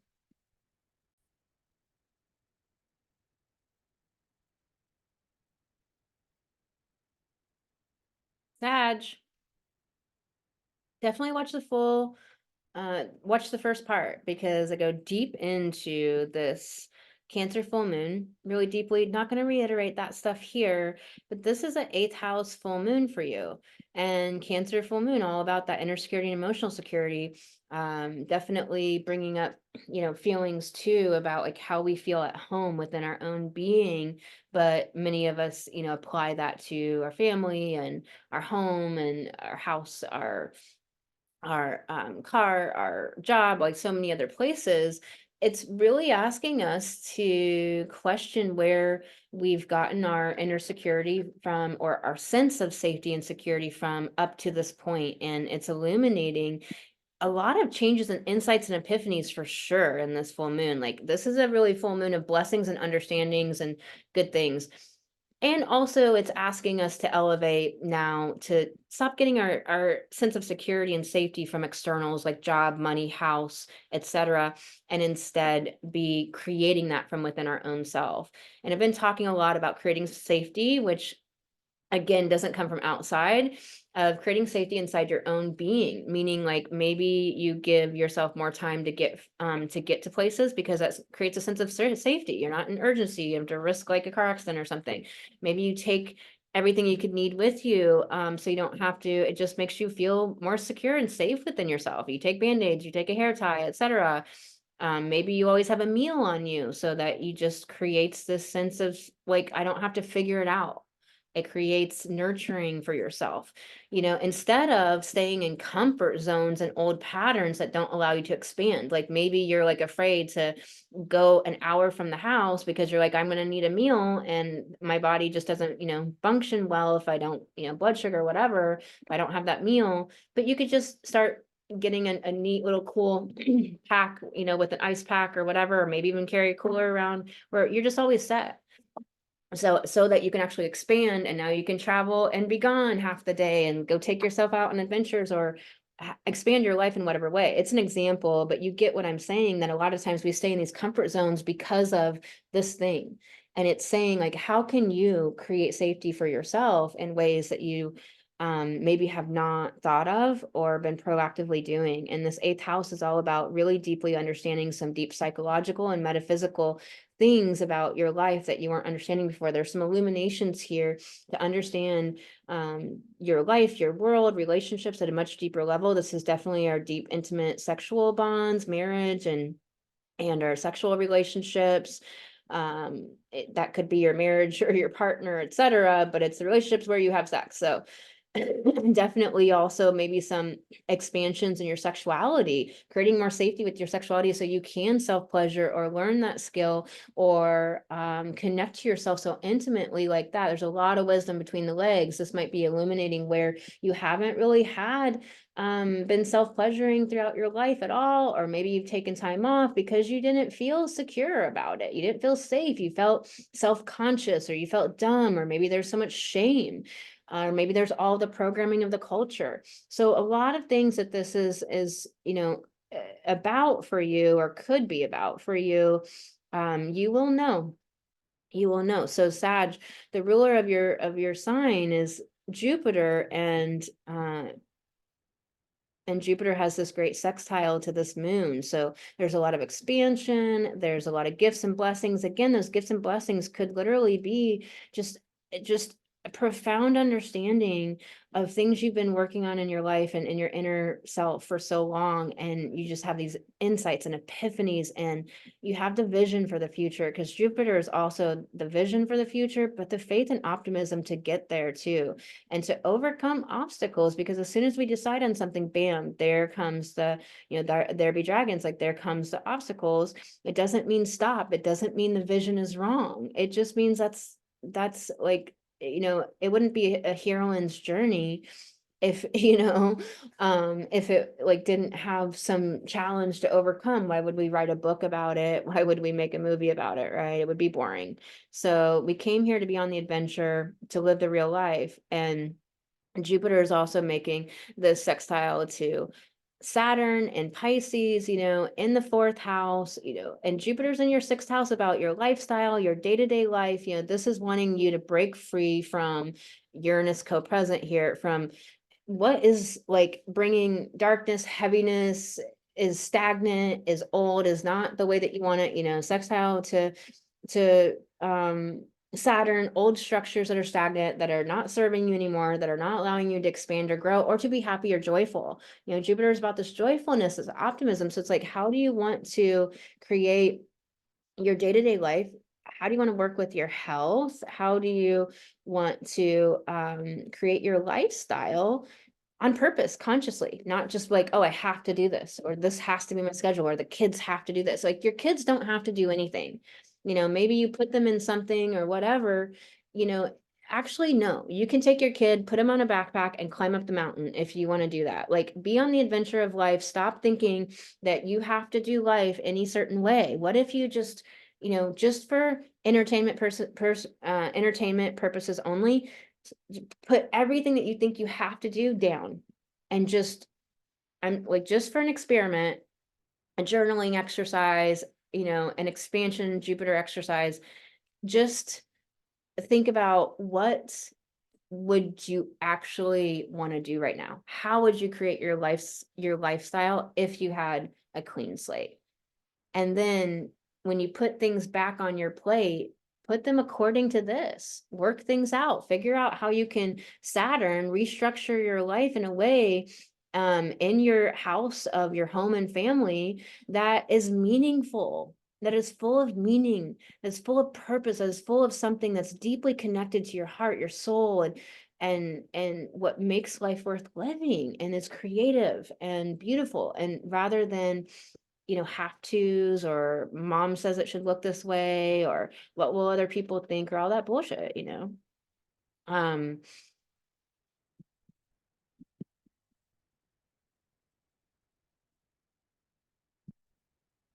Also,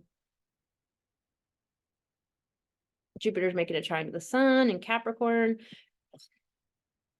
so very much this positive energy about your 2nd house and expansion and your money, and getting the things that you need for your life that make your life feel good, amazing. Maybe that's like decorating your home finally, and it's, you know, been so long that you've wanted to do that, or finding the right curtains, or you know, maybe it's just really beautifying your life in different ways where you let your home rise up to meet you. You have flowers and plants, and or maybe you're getting a new home with natural sunlight and you didn't have that. I mean, really, this is also about valuing yourself at the highest levels. This is about purpose, you know, your mission, what you're meant to do. And in Capricorn, very much about the structures of your life and taking up space in this world, about integrating your authority, your way of seeing life into society. And it doesn't mean that we steamroll over society. And I'm not talking about the overculture. I'm talking about the new society we're all building together, us light bringers, us evolved women, etc.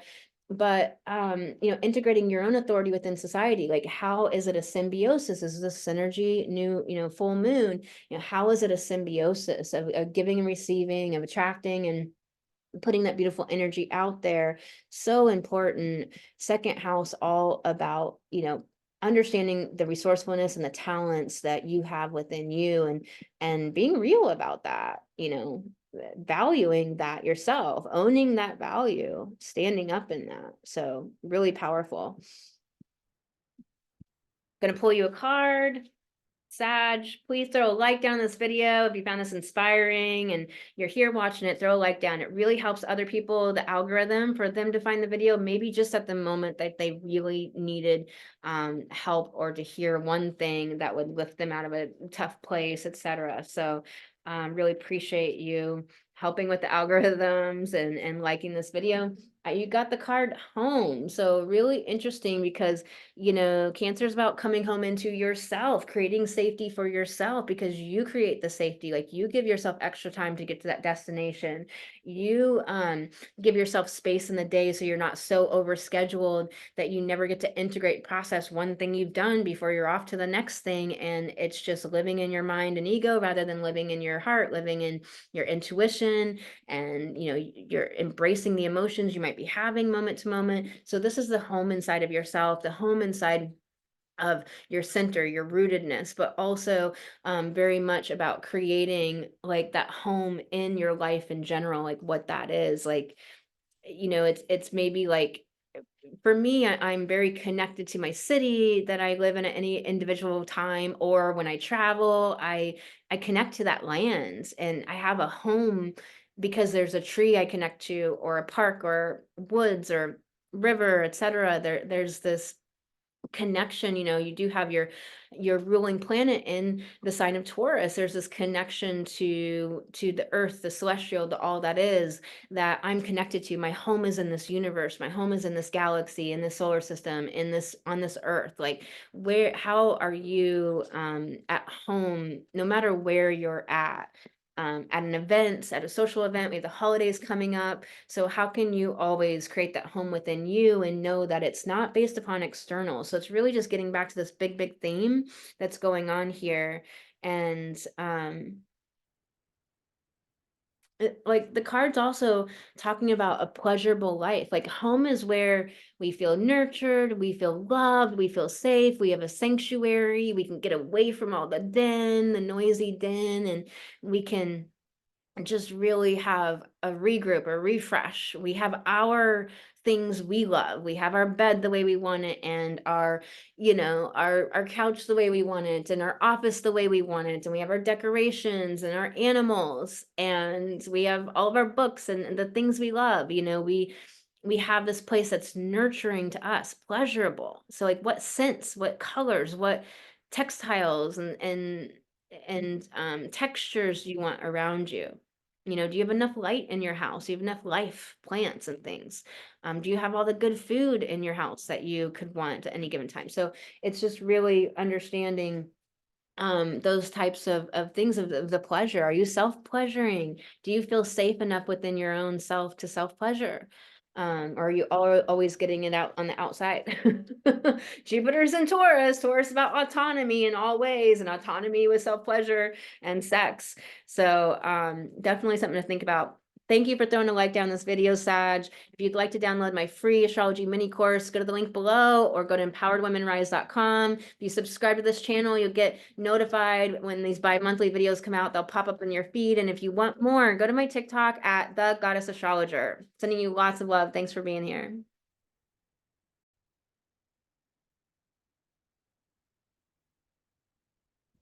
Next. All right, Capricorn, your turn. You're up.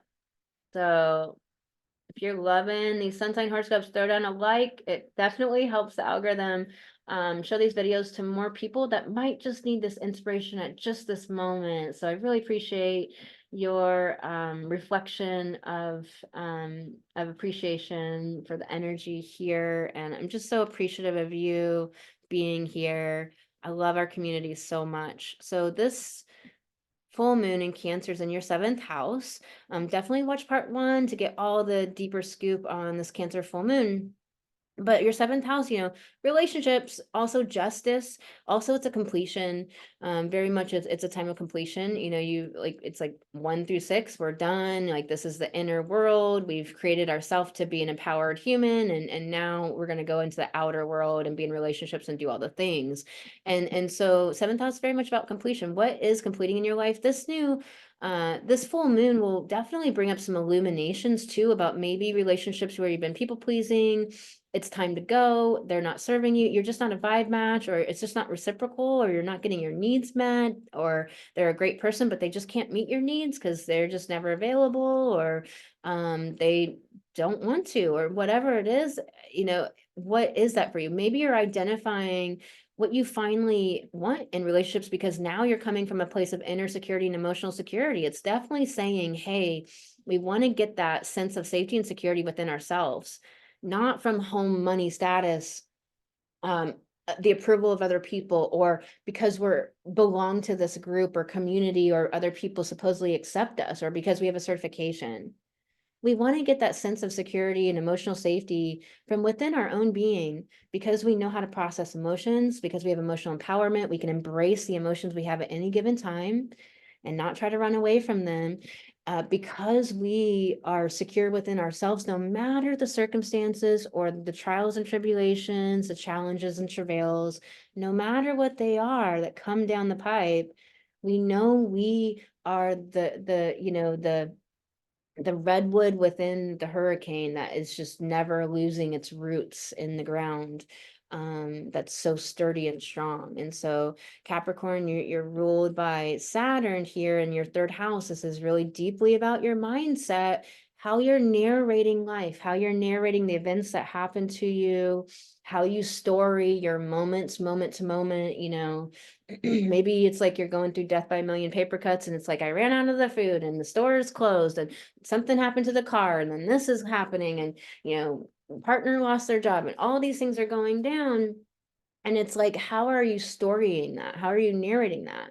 How are you thinking about it? Are you thinking about it from a place that is disempowered and really keeping you in that stuck place where you're not going to be able to take action on creative solutions? Or are you narrating it in a way where it's like, yeah, okay, this isn't ideal, but I'm capable, I'm resourceful, I'm powerful, I'm going to take action from a really empowered place. I'm going to embrace what's happening and stop trying to get away from it and being like, okay, this is the real now moment.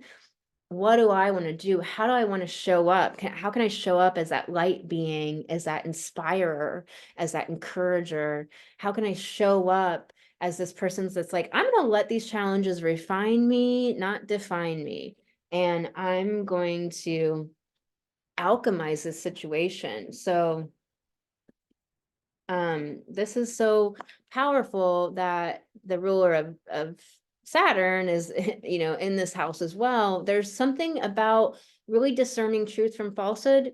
Really, like, we can tell ourselves stories because we just do. Like, I was sitting with some plant medicine, and afterwards I was like, oh, like, this happened because of this and this and this. And I as I was doing it, I could see how I was just like putting a story to something because I was trying to make meaning of something. And it's like, what if the meaning is just, it is what it is, like an orange, like, you know, somebody hit your car. It doesn't mean that you have bad luck. It doesn't mean that, you know, like that there's an ill wind that's fated. It doesn't mean that you're doomed. It just means that some asshole wasn't fucking paying attention. You know, like that's all it means. It means that your car got hit. It means that now you have an insurance claim. It just like, it doesn't mean anything. You know, so it's like, what are you making things mean? And can you just step back and just say, you know, hey, I don't want to be in this fantasy and in these false meanings. What does it actually mean? Like I was doing this plant session and I was like trying to think like, oh, I'm not supposed to want more or whatever, but I'm not addictive with any substance. So I like, my body's telling me that it needed more. And I kept like being told by other people that like, oh, you're not supposed to, and all this kind of stuff. And it was just all this bullshit programming from everybody else. And it's like, actually, I trust my inner knowing. Like there's all kinds of plant medicines that people love that, you know, I thought I might like, and I was doing them, like rape, for example. It's like this tobacco that you kind of like take. And it was just like, it's very masculine, it's very dominating energy. I'm like, every single time I had to do it like 4 times before I was like, yeah, I don't want this at all. And I know people are addicted to it, and it's just like, no, man, me and tobacco, just, we've had our time together and that relationship is over. Like, you know, it's just, it's not serving me. So I know that I do actually want this other medicine, and I do want more of it, and it is what is right for me. My body knows what it needs, and I trust that. And I had to go through that journey, you know, to go to the extremes and go to the other extreme, and you know, but I like stopped telling myself this bullshit story that wasn't true. It was just based on like all these different data points.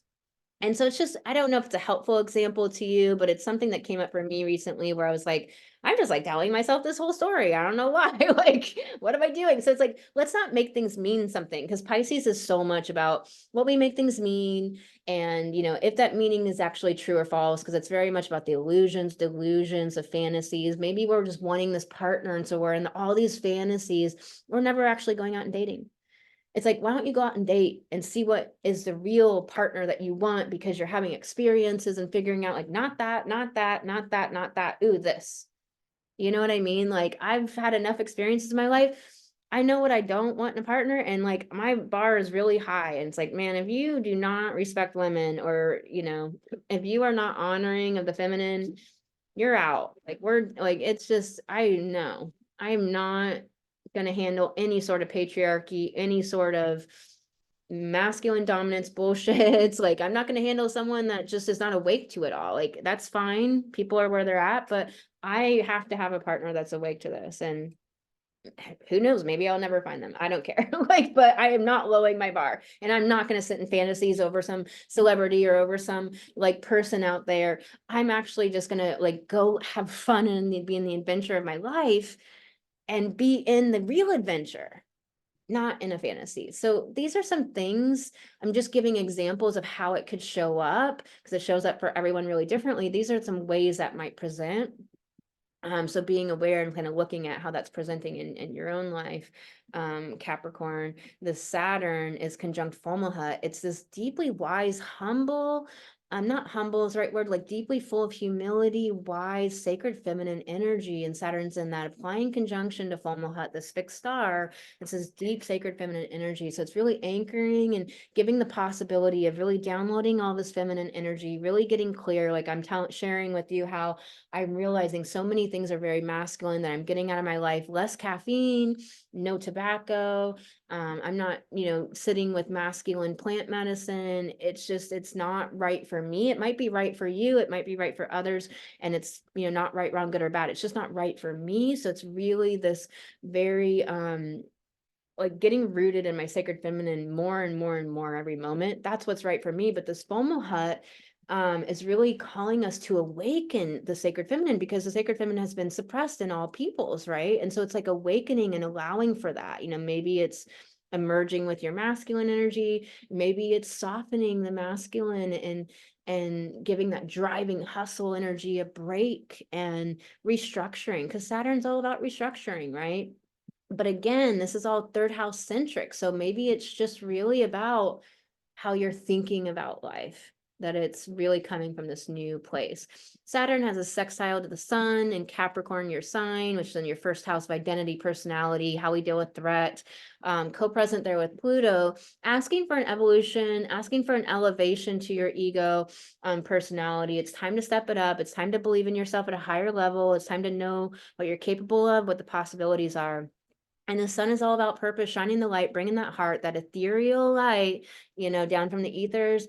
Also, this sextile to Jupiter in Taurus in the fifth, all about bringing your gifts to the world. Could be about, your children's things going down there, and expansion there, or just really harmonious relationships, maybe a resolving of an old issue, or maybe it's time to reach for that resolution if you are having some challenges with your kids, or maybe you now know how to, if you have younger kids, maybe know how to get that point across, or help them learn or understand something that they need to learn, or just like creating deeper intimacy with your kiddos and really having that special magical relationship. Their fifth house is also romance, so maybe this is a romance coming in, maybe this is a romance now moving to the next step and to the next possibility. This is the house of enthusiasm, this house of being on stage, being powerful, being self-possessed, and bringing, creating creative self-actualization, taking your will to create your goals and your accomplishments and the things that you want in your life, the results that you want in your life. So how can you take your will to do that? That really comes by showing up in this energy, from this different place of being the one, be the one that's the light bringer, be the one that is the example to others, being in that higher frequency, that higher example of what's possible. Jupiter is so much about what's possible. It's so much about this optimism, dispelling the darkness. That Capricorn energy can be a little curmudgeonly, it can be a little depressed. Saturn's not depressed for no reason. It's depressed because it wants to change something, because it's not aligned to soul, or it's not the highest excellency that's possible for you. It's seeking excellency. It's seeking you to know just how capable and what exactly amazingness you are capable of. So there is a purpose to it, even though it's challenging. It's got that trine to the moon. So really good stuff here of bringing in this new mindset around your relationships that will help to fortify the good ones and show you what to stop doing in relationships, who to stop being in a relationship with, who to keep, and who to start with. It's really coming down the line. So hope that helps you, Capricorn. Please throw down a like in this video. Appreciate you. If you want to download my free astrology mini course, you can do that at empoweredwomenrise.com or the link below. Pulling you a card. So this is inner life, and all about getting still, meditation. It's, you're the ruler of your of your sign. So either your sun, the ruler of your sun, or the ruler of your chart, your rising, is in Pisces, all about getting quiet, going within, gathering inward. And Capricorn is a yin sign too, about the fallow field, the wintertime, gathering inward as well. The new year is not, in Capricorn on January 1st. It's in Aries in the spring, when everything renews again. In Aries, the fire sign, let's go, let's initiate, let's take action. So actually the new year is not in January, but we've been humans have been living out of rhythm with the natural cycles and natural law for a very long time now. Although many of us are, right? Or we're re-implementing that. And again, Saturn conjunct Fomalhaut is like saying, let's reintegrate the feminine, live in tune with the natural rhythms and cycles of nature, of life, of the celestial, of all of the energies together, of your own body's natural energetic rhythms, where you have natural dips and ups throughout any given day. Meditation is so important. Uranus is going to move into Gemini next year, 2024. Jupiter's moving into Gemini. Uranus isn't moving there until 2026, but meditation, it takes a while to implement that practice. So, you want to start it now, because you've got Pluto in an air sign starting next year for 20 years. You've got, Uranus in 2026 moving, 2026? 2026 moving into an air sign, and a very mutable, scattered, distraction energy for 7 years. And Uranus is already like a high amped, amperage type of energy. awakenings, lightning, suddenness, disruption. And then it's in a disruptive kind of sign and energy. So, I mean, it has its positive sides, but it's just like saying, like, why not start that meditation practice now, or Saturn, solidify it right now, also, like, it's not just meditation where you're working to have a clean slate here and just let the thoughts pass by, and you're working to keep that central conscious beingness inside you, and not engage with those thoughts going by. About 15 minutes every morning can really raise your frequency, because we want to do vibrational management. The ruler of your sign is in Pisces, vibrational management, but also getting your frequency up, then you can actually manifest so much more. And I'm not meaning manifest out of like magical woo land. I'm talking about like, because you take actions, but from this different energy, you create big different results, positive results. But also it's like, do you sit down and just give yourself mental white space where you write all the shit down on a piece of white paper and get it all out of your head and just create this mental white space? Or maybe you need reflection time, and you just need to reflect, and you need to ponder and be with all your thoughts, and see where your mind is landing and what it's focused on, and what old dumb thoughts is it bringing up over and over, and what patterns is it going into, and what is it in there doing, and kind of just being with it, and also seeing maybe some of the great downloads or insights or great things your mind's coming up with. So sometimes we are just going, and we're not sitting with ourselves ever and just kind of journaling and seeing what's going on inside our psyche, our consciousness. So there's all ways this could be. This could also be talking about a meditative movement like walking or yoga or dance, Tai Chi. There's so many things, but it's wanting to get centered. And Capricorn energy usually is a still kind of like solid type of energy, but depending on the rest of your chart, you might have a Gemini South node, and so you might really be having a hard time clearing the mind and centering. So this is what came up for you, Capricorn. I'm sending you so much love. Please like this video. If you'd like more of this in between the bi-monthly updates, you can go to my TikTok at the Goddess Astrologer and subscribe there. If you subscribe to this channel, you'll have the bi-monthly astrology forecasts and sun sign horoscopes pop up in your feed, so you don't have to go searching, and that way you can get your sun sign horoscope every week. I hope you're enjoying the part 1 as well. Sending you lots of love. Thanks for being here, Capricorn. Hey Aquarius, thank you for being here. I almost skipped you again. I don't know what this deal is. My brain just wants to go from Capricorn to Pisces. Pisces. I don't know. I like literally almost skipped you. Whoops. So, but I didn't skip you. Big things happening for you with Pluto conjuncting your sun or your rising or your moon next year. I've got a placement it's conjuncting, but not for a couple years. So, but yeah, so the 18 months before Pluto direct conjunction, you'll be feeling that conjunction. So, depending on what degree your rising or sun is at, you have possibly been feeling this coming for 18 months or somewhere in there. So definitely book an astrology reading at empoweredwomenrise.com if you want to find out all about those transits going on for you, because it's a big deal. Pluto's all about our growth and our evolution, and can bring up a lot and can be challenging. So Aquarius, this Cancer full moon for you, definitely watch part 1 to find out the scoop on this full moon, but it's in the 6th house for you. It's all about lifestyle. It's about your day-to-day life. It's about your health. It's about, what do you want your day-to-day world to look like? It's about all the little details. It's about taking care of cleaning and organizing and all the little things, like what in your life do you need to shore up, organize, get settled, clean. Definitely this is also this house of being an aunt or uncle, being a mentor or mentee. So maybe you have a relationship that this is like really talking about. But the root of Cancer is all about inner security, emotional security, and how humanity has really been getting that from status, money, house, car, other people's approval, or belonging to a group, or having somebody with you.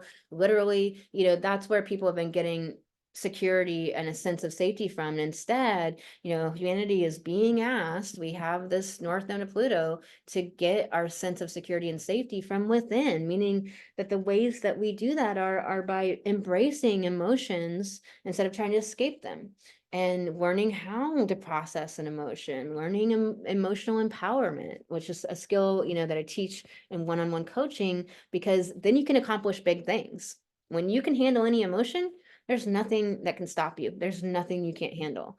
There's nothing you can't accomplish that you are wanting for yourself. So definitely look at where you're getting your security from at the moment. Aquarius, you're co-ruled by by Uranus and Saturn. And so Saturn's in the second house in Pisces, conjunct Fomalhaut, the sacred feminine, very full of humility, wise, fixed star energy that's flooding into the planet for everyone right now, with Saturn conjuncting it in this applying conjunction. And,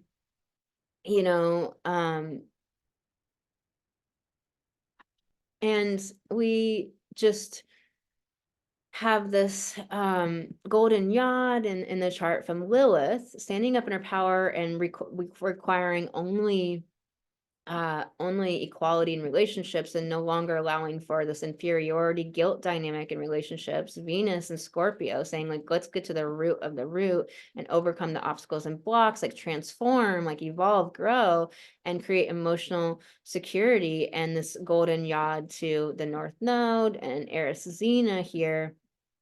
And very much, just this autonomy, sovereignty, do we have self-sovereignty? But setting that aside, Aquarius, I definitely did some Aquarius stuff in your reading here. Saturn is this restructuring, wanting to be aware of where you're in the fantasy and where you're in the truth about things. It's a lesson for all of us since 2012 with Neptune here. You're the ruler of your sign is making a sextile to the sun in the 12th house, all about past life stuff, healing, all about deep creativity, also some sort of completion around your life purpose. So maybe you're implementing new structures and that's done and you're good to go. And it's a new time. Maybe you're in that phase right now, because we're talking 12th house, you're going through it. So maybe there's some things that you're going to restructure and change to come to a completion. This could be difficult challenges coming up around your purpose and around bringing your light into this world and standing up in your confidence. But you get to the other side of it and it's really amazing. So a sextile here means reaching for that healing, that restructuring, that change, and that growth, for bringing your light into this world, coming from Saturn in your second house, about really wanting to author your life from a place of self-value, valuing yourself at the highest levels. Who gets access to you? Do they value you? Are you showing up in a way where you are showing that value for yourself, self-love, giving yourself enough time, always having a meal, making sure you get enough sleep, doing what you really want to do and love in this life? Stop putting all the shoulds on yourself. Stop self-assessing where you're not assessing yourself properly and you needed more sleep and you think you should be accomplishing way more, but actually you're not letting yourself get rejuvenated by getting enough rest and enough downtime, enough off time. So also, this is about very meditative, contemplative stuff, like really going within, having a meditation practice, letting your mind wander and reflect and journal and creating space in your mind. This Pisces energy is wanting this deep gathering inward, coming from meaningfulness. Like, is what you're doing coming from meaning? Is your life second house, all the material parts, the materialism in your life, is it based on materialism and status and all that shit? Or is it based on something meaningful? Like, do you have the specific car or something that maybe would be status to a lot of people, but you have it because it's meaningful to you, because you love it, because you love racing or whatever it is you do? Like, do you have the clothes or the look or something because it lifts you up? It's beautiful, it's self-modification. Or is it status? It's these types of questions that comes up with this. Also, the sextile to Jupiter in your 4th house about inner security and emotional security. Jupiter being in Taurus, you know, you have these themes where it's like about deeper meaning. It's about, is that inner security coming from materialism, or is it coming from you having emotional empowerment within yourself and being able to handle the challenges as they arrive, knowing that you are deeply resourceful? Jupiter and Taurus, like learning this lesson of your own value, your own resourcefulness, that you can handle it, that you're capable. You know, Saturn so much about our capability. And you know, the other ruler of your sign, Uranus, is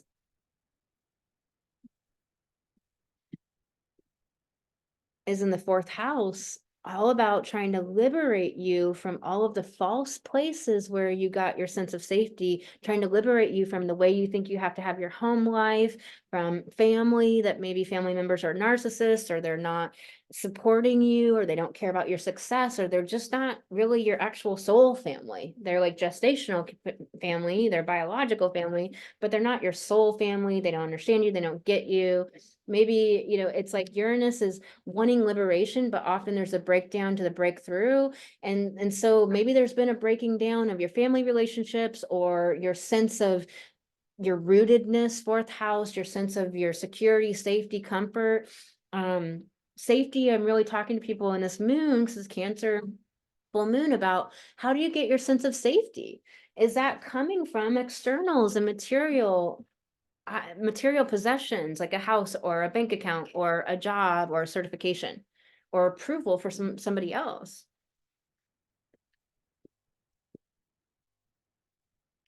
Or can you be secure and feel safe because you create that for yourself? How can you create safety for yourself? How can you create safety by, you know, for example, some of the ways I do it is I just make sure I have what I need. Like I bring band-aids, or I bring an extra set of, you know, clothes, or I bring a meal with me always, because I'm going to be gone longer than it's time for a snack. And I don't want to, that creates safety for myself, because then I don't have to be concerned about all the other variables. I have the food. It creates safety. I don't, you know, it's just, it doesn't, it's like, you could think about it as the opposite of creating stress. If I don't do all these things, then it's just going to create stress that's unnecessary. Why fill my stress bucket up? You know, we can only handle so much stress before then we start to have deleterious effects. So if we have a stress bucket and it can only handle so much, why do we want to add things that aren't healthy stress and aren't necessary stress? So I think about it like that. You know, creating safety just might be giving yourself an out, giving yourself a plan B. Always, you know, having something amazing, exciting that you love to do, so that if things don't work out or somebody cancels, you're prepared and you're ready, and you can go on to the next thing, and you're not missing a beat. You're having the amazing life you want to have. Uh, Always having an exit plan, events or family gatherings, you know, have what you're going to say prepared. Maybe have a comfortable pair of clothes with you. Giving yourself extra time to get things done, giving yourself space between your schedule, your blocks in your schedule. There's so many ways where you can create safety, not from the inside out, because you are self-loving and self-caring for you, like valuing yourself, Taurus. So, you know, one of your planetary rulers is in Pisces, about meaningfulness, about being aligned with the all that is, with the divine, which is you are divine, right? So it's that. And then your other planet is in Taurus, about valuing yourself at the highest levels. Having, meaning not having, so not having money, having money, valuing yourself, knowing you deserve money, you're worthy of money, etc. So really big things to think about, Aquarius. I hope this helps you. And I'm gonna pull you a card here. And I'm thirsty, but that water is not really doing the trick. I need like a coconut water or something. What card wants to come up for Aquarius? All right. This card comes up, it's enough. So this is you know, it's meant in multiple ways. Like, it's enough of the things that you don't want in your life. It's enough of not valuing yourself. And it's also enough that you are enough. And this card came up for a reason, Aquarius. Like, where in your life are you thinking you need to do more? You need to be more. It's the holiday season. You know, you don't need to do that one more shopping. You don't need to send that one more card. You don't have to ever send Christmas cards. You don't have to ever do these things that everybody thinks you have to do. What if you just let some stuff go and take really good care of yourself? And Saturn and Pisces do only the things that are super meaningful and bringing value to your life and value to others symbiotically. You know, this is a synergy full moon. So, and it's going to be happening, you know, right over Christmas time. So if you celebrate that. So you know, really understanding that you are enough. Do you believe this? Is this a belief that's programmed in your subconscious? It's work I do in one-to-one coaching with my clients. Throw down a like on this video, Aquarius. I really appreciate that so much. It's that symbiosis between me and you, showing up here for you and sending you so much love. I really appreciate you being here. It means a lot. I hope you're getting something out of this video. And if you can throw a like on it, then it'll help maybe another woman find something that could maybe really uplift her in a difficult moment. So thank you so much for doing that. If you'd like my astrology mini course for free, you can download that at the link below or empoweredwomenrise.com. And if you subscribe to this channel, these videos will just pop up in your feed bi-monthly, and you won't have to go searching for it. If you want more between my monthly videos, then you can go to my TikTok and subscribe there at the Goddess Astrologer. Sending you lots of love. Thanks for being here, Aquarius. All right, Pisces, let's do this. So Pisces, definitely watch the first part because that'll give you the deeper scoop on this Cancer full moon. Really powerful. This full moon's in your 5th house, Pisces. So all about you bringing your gifts to the world. It's really like, how are you showing up? You know, it's like 5th house is like taking your will to create your destiny. It's creative self-actualizing. So many of us are spelled into thinking like it's about work, it's about family, it's about like these value systems that were never ours, that were like forced upon us, that we never even got to explore or consider or decide what the hell our value system is. So it's like, you know, really peeling that apart to see. And 5th house is about romance. So relationships just starting or blooming, or maybe it's time to take it to the next level, or maybe you're doing relationships from a place of inner security and emotional security now, and you're looking for that romantic partner and you're in that joyful place and that fun, enthusiastic place, but you're doing it from a new place of inner security and emotional security that isn't based upon cars, money, external things, other people's approval, a job, a certification, but it's based upon from within you. You know, we have to, humanity, this evolutionary development here, North Node and Pluto and Cancer, we have to get our inner sense of security and safety from within, not based upon circumstances that will always fluctuate and change and we can't control. We have to get it from within, otherwise we're never going to evolve. So this is what it's all about. And definitely this could be happening for you where you're just like really done the inner work and you're at this new illumination of all these epiphanies, all these insights. Expect that in this moon, but this place of real joy, of really understanding that now you're going into dating or partnerships, or this partnership that's now blooming and taking off to the next step from this place of a deep security within yourself and a deep emotional security that's not based upon that partner, but is based within you and can never be swayed or moved because you always have that. And it comes from emotional skill set. It comes from being able to create a sense of safety for yourself. You know, I've been talking about this in all of the videos and all of the signs, and creating a sense of safety is so magical because it's really about always being able to take care of you. And so, you know, for me, I create safety by like giving myself extra time to get to a place. I create safety by making sure I take shit with me, even if it's like stuff I probably won't need, but like for whatever reason in that moment, I just feel like I want to be like, I got to have an extra outfit. I need an extra pair of shoes. What if it gets hot? What if it gets cold? Like, you know, I bring meals with me so I can stay longer, so I don't have to have stress of trying to figure out where the hell I'm going to get a meal of something I can actually eat because I eat real food. And for whatever reason, places out there don't really make real food. So like, it's like, those are just ways I create safety for myself. How do you create safety for you? How can you create that safety for you? Maybe you have to give yourself more time in your schedule between events, so that you can integrate what you just did before you're off to another thing. However that is for you, it's something to think about with this Cancer energy, about our inner sense of home, our inner sense of rootedness and safety and security, that if it's ever based on externals, can always be taken away from us, withheld from us, devoured, manipulated, etc. So definitely important.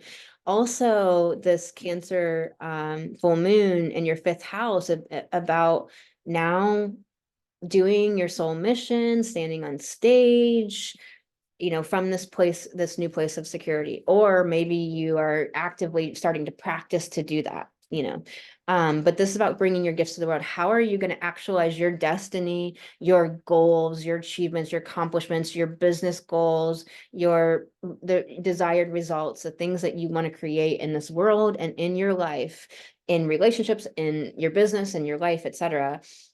How are you going to creatively self-actualize with your own will and with confidence, with self-possession, with enthusiasm, showing up? And it comes from this place of inner security. So that's the best place it can come from, because again, it can't be taken away.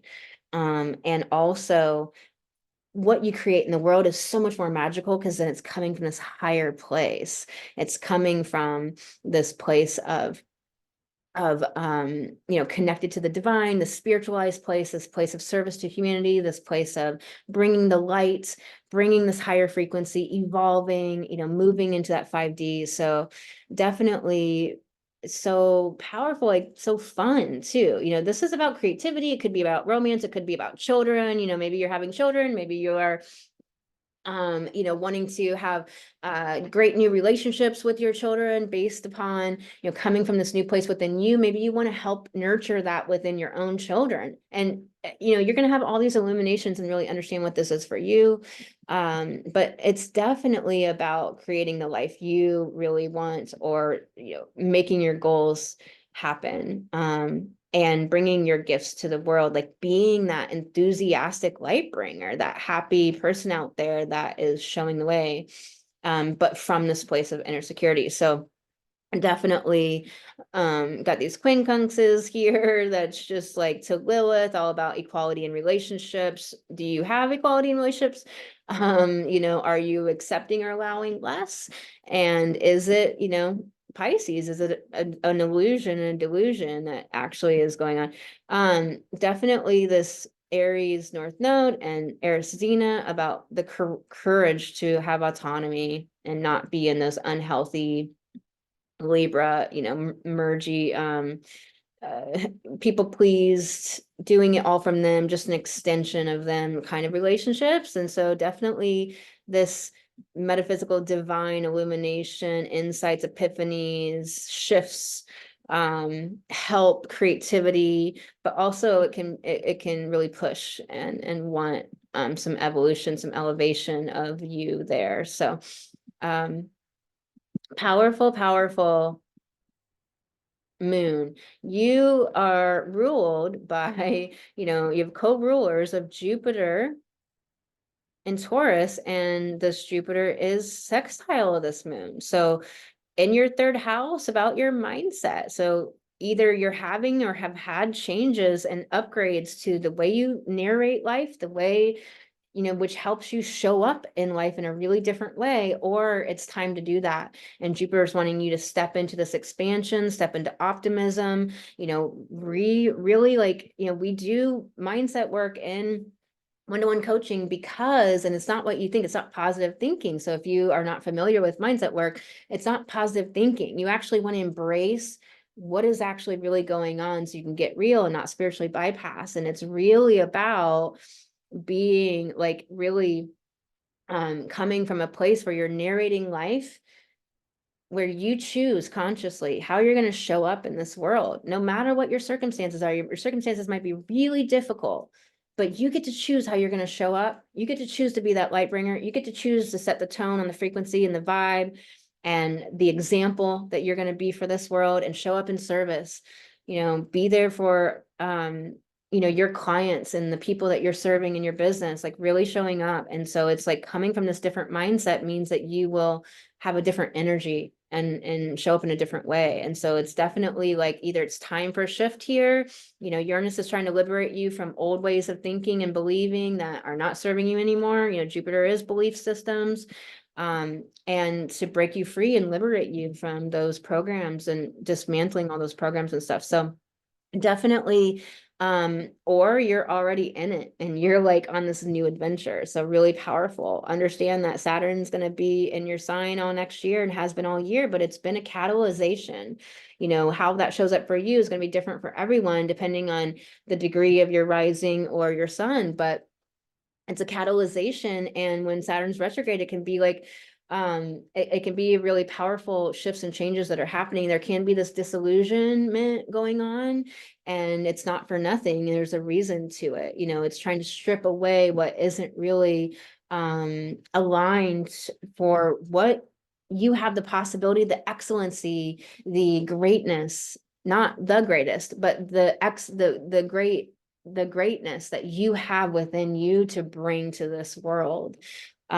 So it's really trying to strip you from what is not aligned from that whenever there's that disillusionment in this Pisces energy. So just know with Saturn here, there's a relationship that you're like, there's a conversation and that's wanting to be had between you and Saturn right now, with Saturn being in your sign for 2.5 years, or maybe 3. I have to look when it gets out, but Saturn's in a sign for 2.5 to 3 years. And so it's like there's this relationship and this communication going on. And a lot of astrologers can really be like doom and gloom about it, but it's all about how you use the transit. So you want to really use this transit in the highest expression that you can, which is listening, really listening and understanding what's wanting to come through and being asked of you at any given time.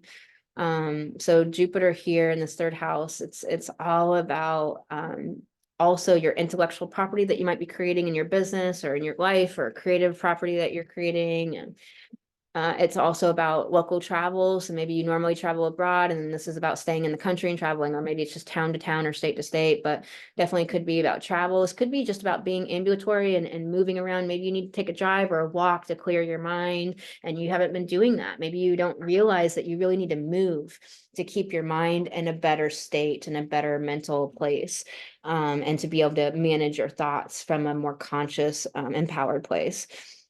So things to think about as well. Could be siblings too. So maybe there's some things going down, and just like wanting to be in a new place, or to Taurus, like build and grow these deeper relationships with your siblings. Or maybe it's time to know that they're not valuing you and it's time to bounce. It doesn't matter if it's family. It's like, do they care about you? Are they valuing you? And so those things could be going on. The other ruler of your sign is Neptune, co-present with Saturn here in the first. And Neptune's been here since 2012 and will be here all in 2024. The last year, Neptune will be in Pisces, all about us discerning truth from falsehood, illusion, fantasy from reality. And we, in the first house, it's really been acting on your personality, on your ego personality, like, and there's just been a lot of lessons and learnings about truth from falsehood, illusion from fantasy life. A lot of people, like, what are some examples, right, to help you understand this? A great example is like, maybe you wanted the partner and you like just were going to movies and really pining after celebrities and stuff. It's like not actually going out and dating and actually finding the real partner that you could really be with, instead just pining for all these romanticized versions of things. Also, Neptune can be rose-colored glasses, the idealized life, this ultimacy that's like, I gotta have the ultimate life that, is like supposedly sold to us by Hollywood, or I know something we created in our mind that is like supposedly the best. There can be this ultimacy with Neptune. It's kind of a spin off of perfection. It's a different kind of perfectionism that's just, it's false. It's not real. We can't have that, but we can have something real that's very meaningful. And so, but we got to get out of the fantasies of what we think is meaningful before we can even enjoy that other experience. So there's definitely some stuff going down with the personality, because our personality is our vehicle for our soul to act out its evolutionary intentions in this life. There's been a lot of learnings and lessons here. Neptune's here for a while. So,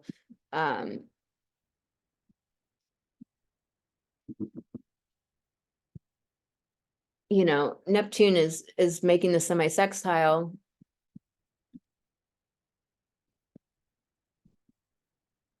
to Aries, and she's all about courage, and Aries about autonomy, and in the second house of your self-sufficiency, your self-reliance, valuing yourself at the highest levels, making money, believing in yourself, believing in your ability to make money, really understanding that you get to have, and that the divine is supporting you and having money, having what you want, supporting you in all ways. It's one of the mantras I really love, and really understanding that Aries is about being bold, about creating sisterhood and community, and of really being triumphant. She's about leadership. She's about really showing the way, being the way shower, being the one that sets the vibe, being the one that smiles first, being the one that creates connection. Stop waiting for other people to be the one to create connection with you, or let them set the vibration level. You come in and you set the vibration.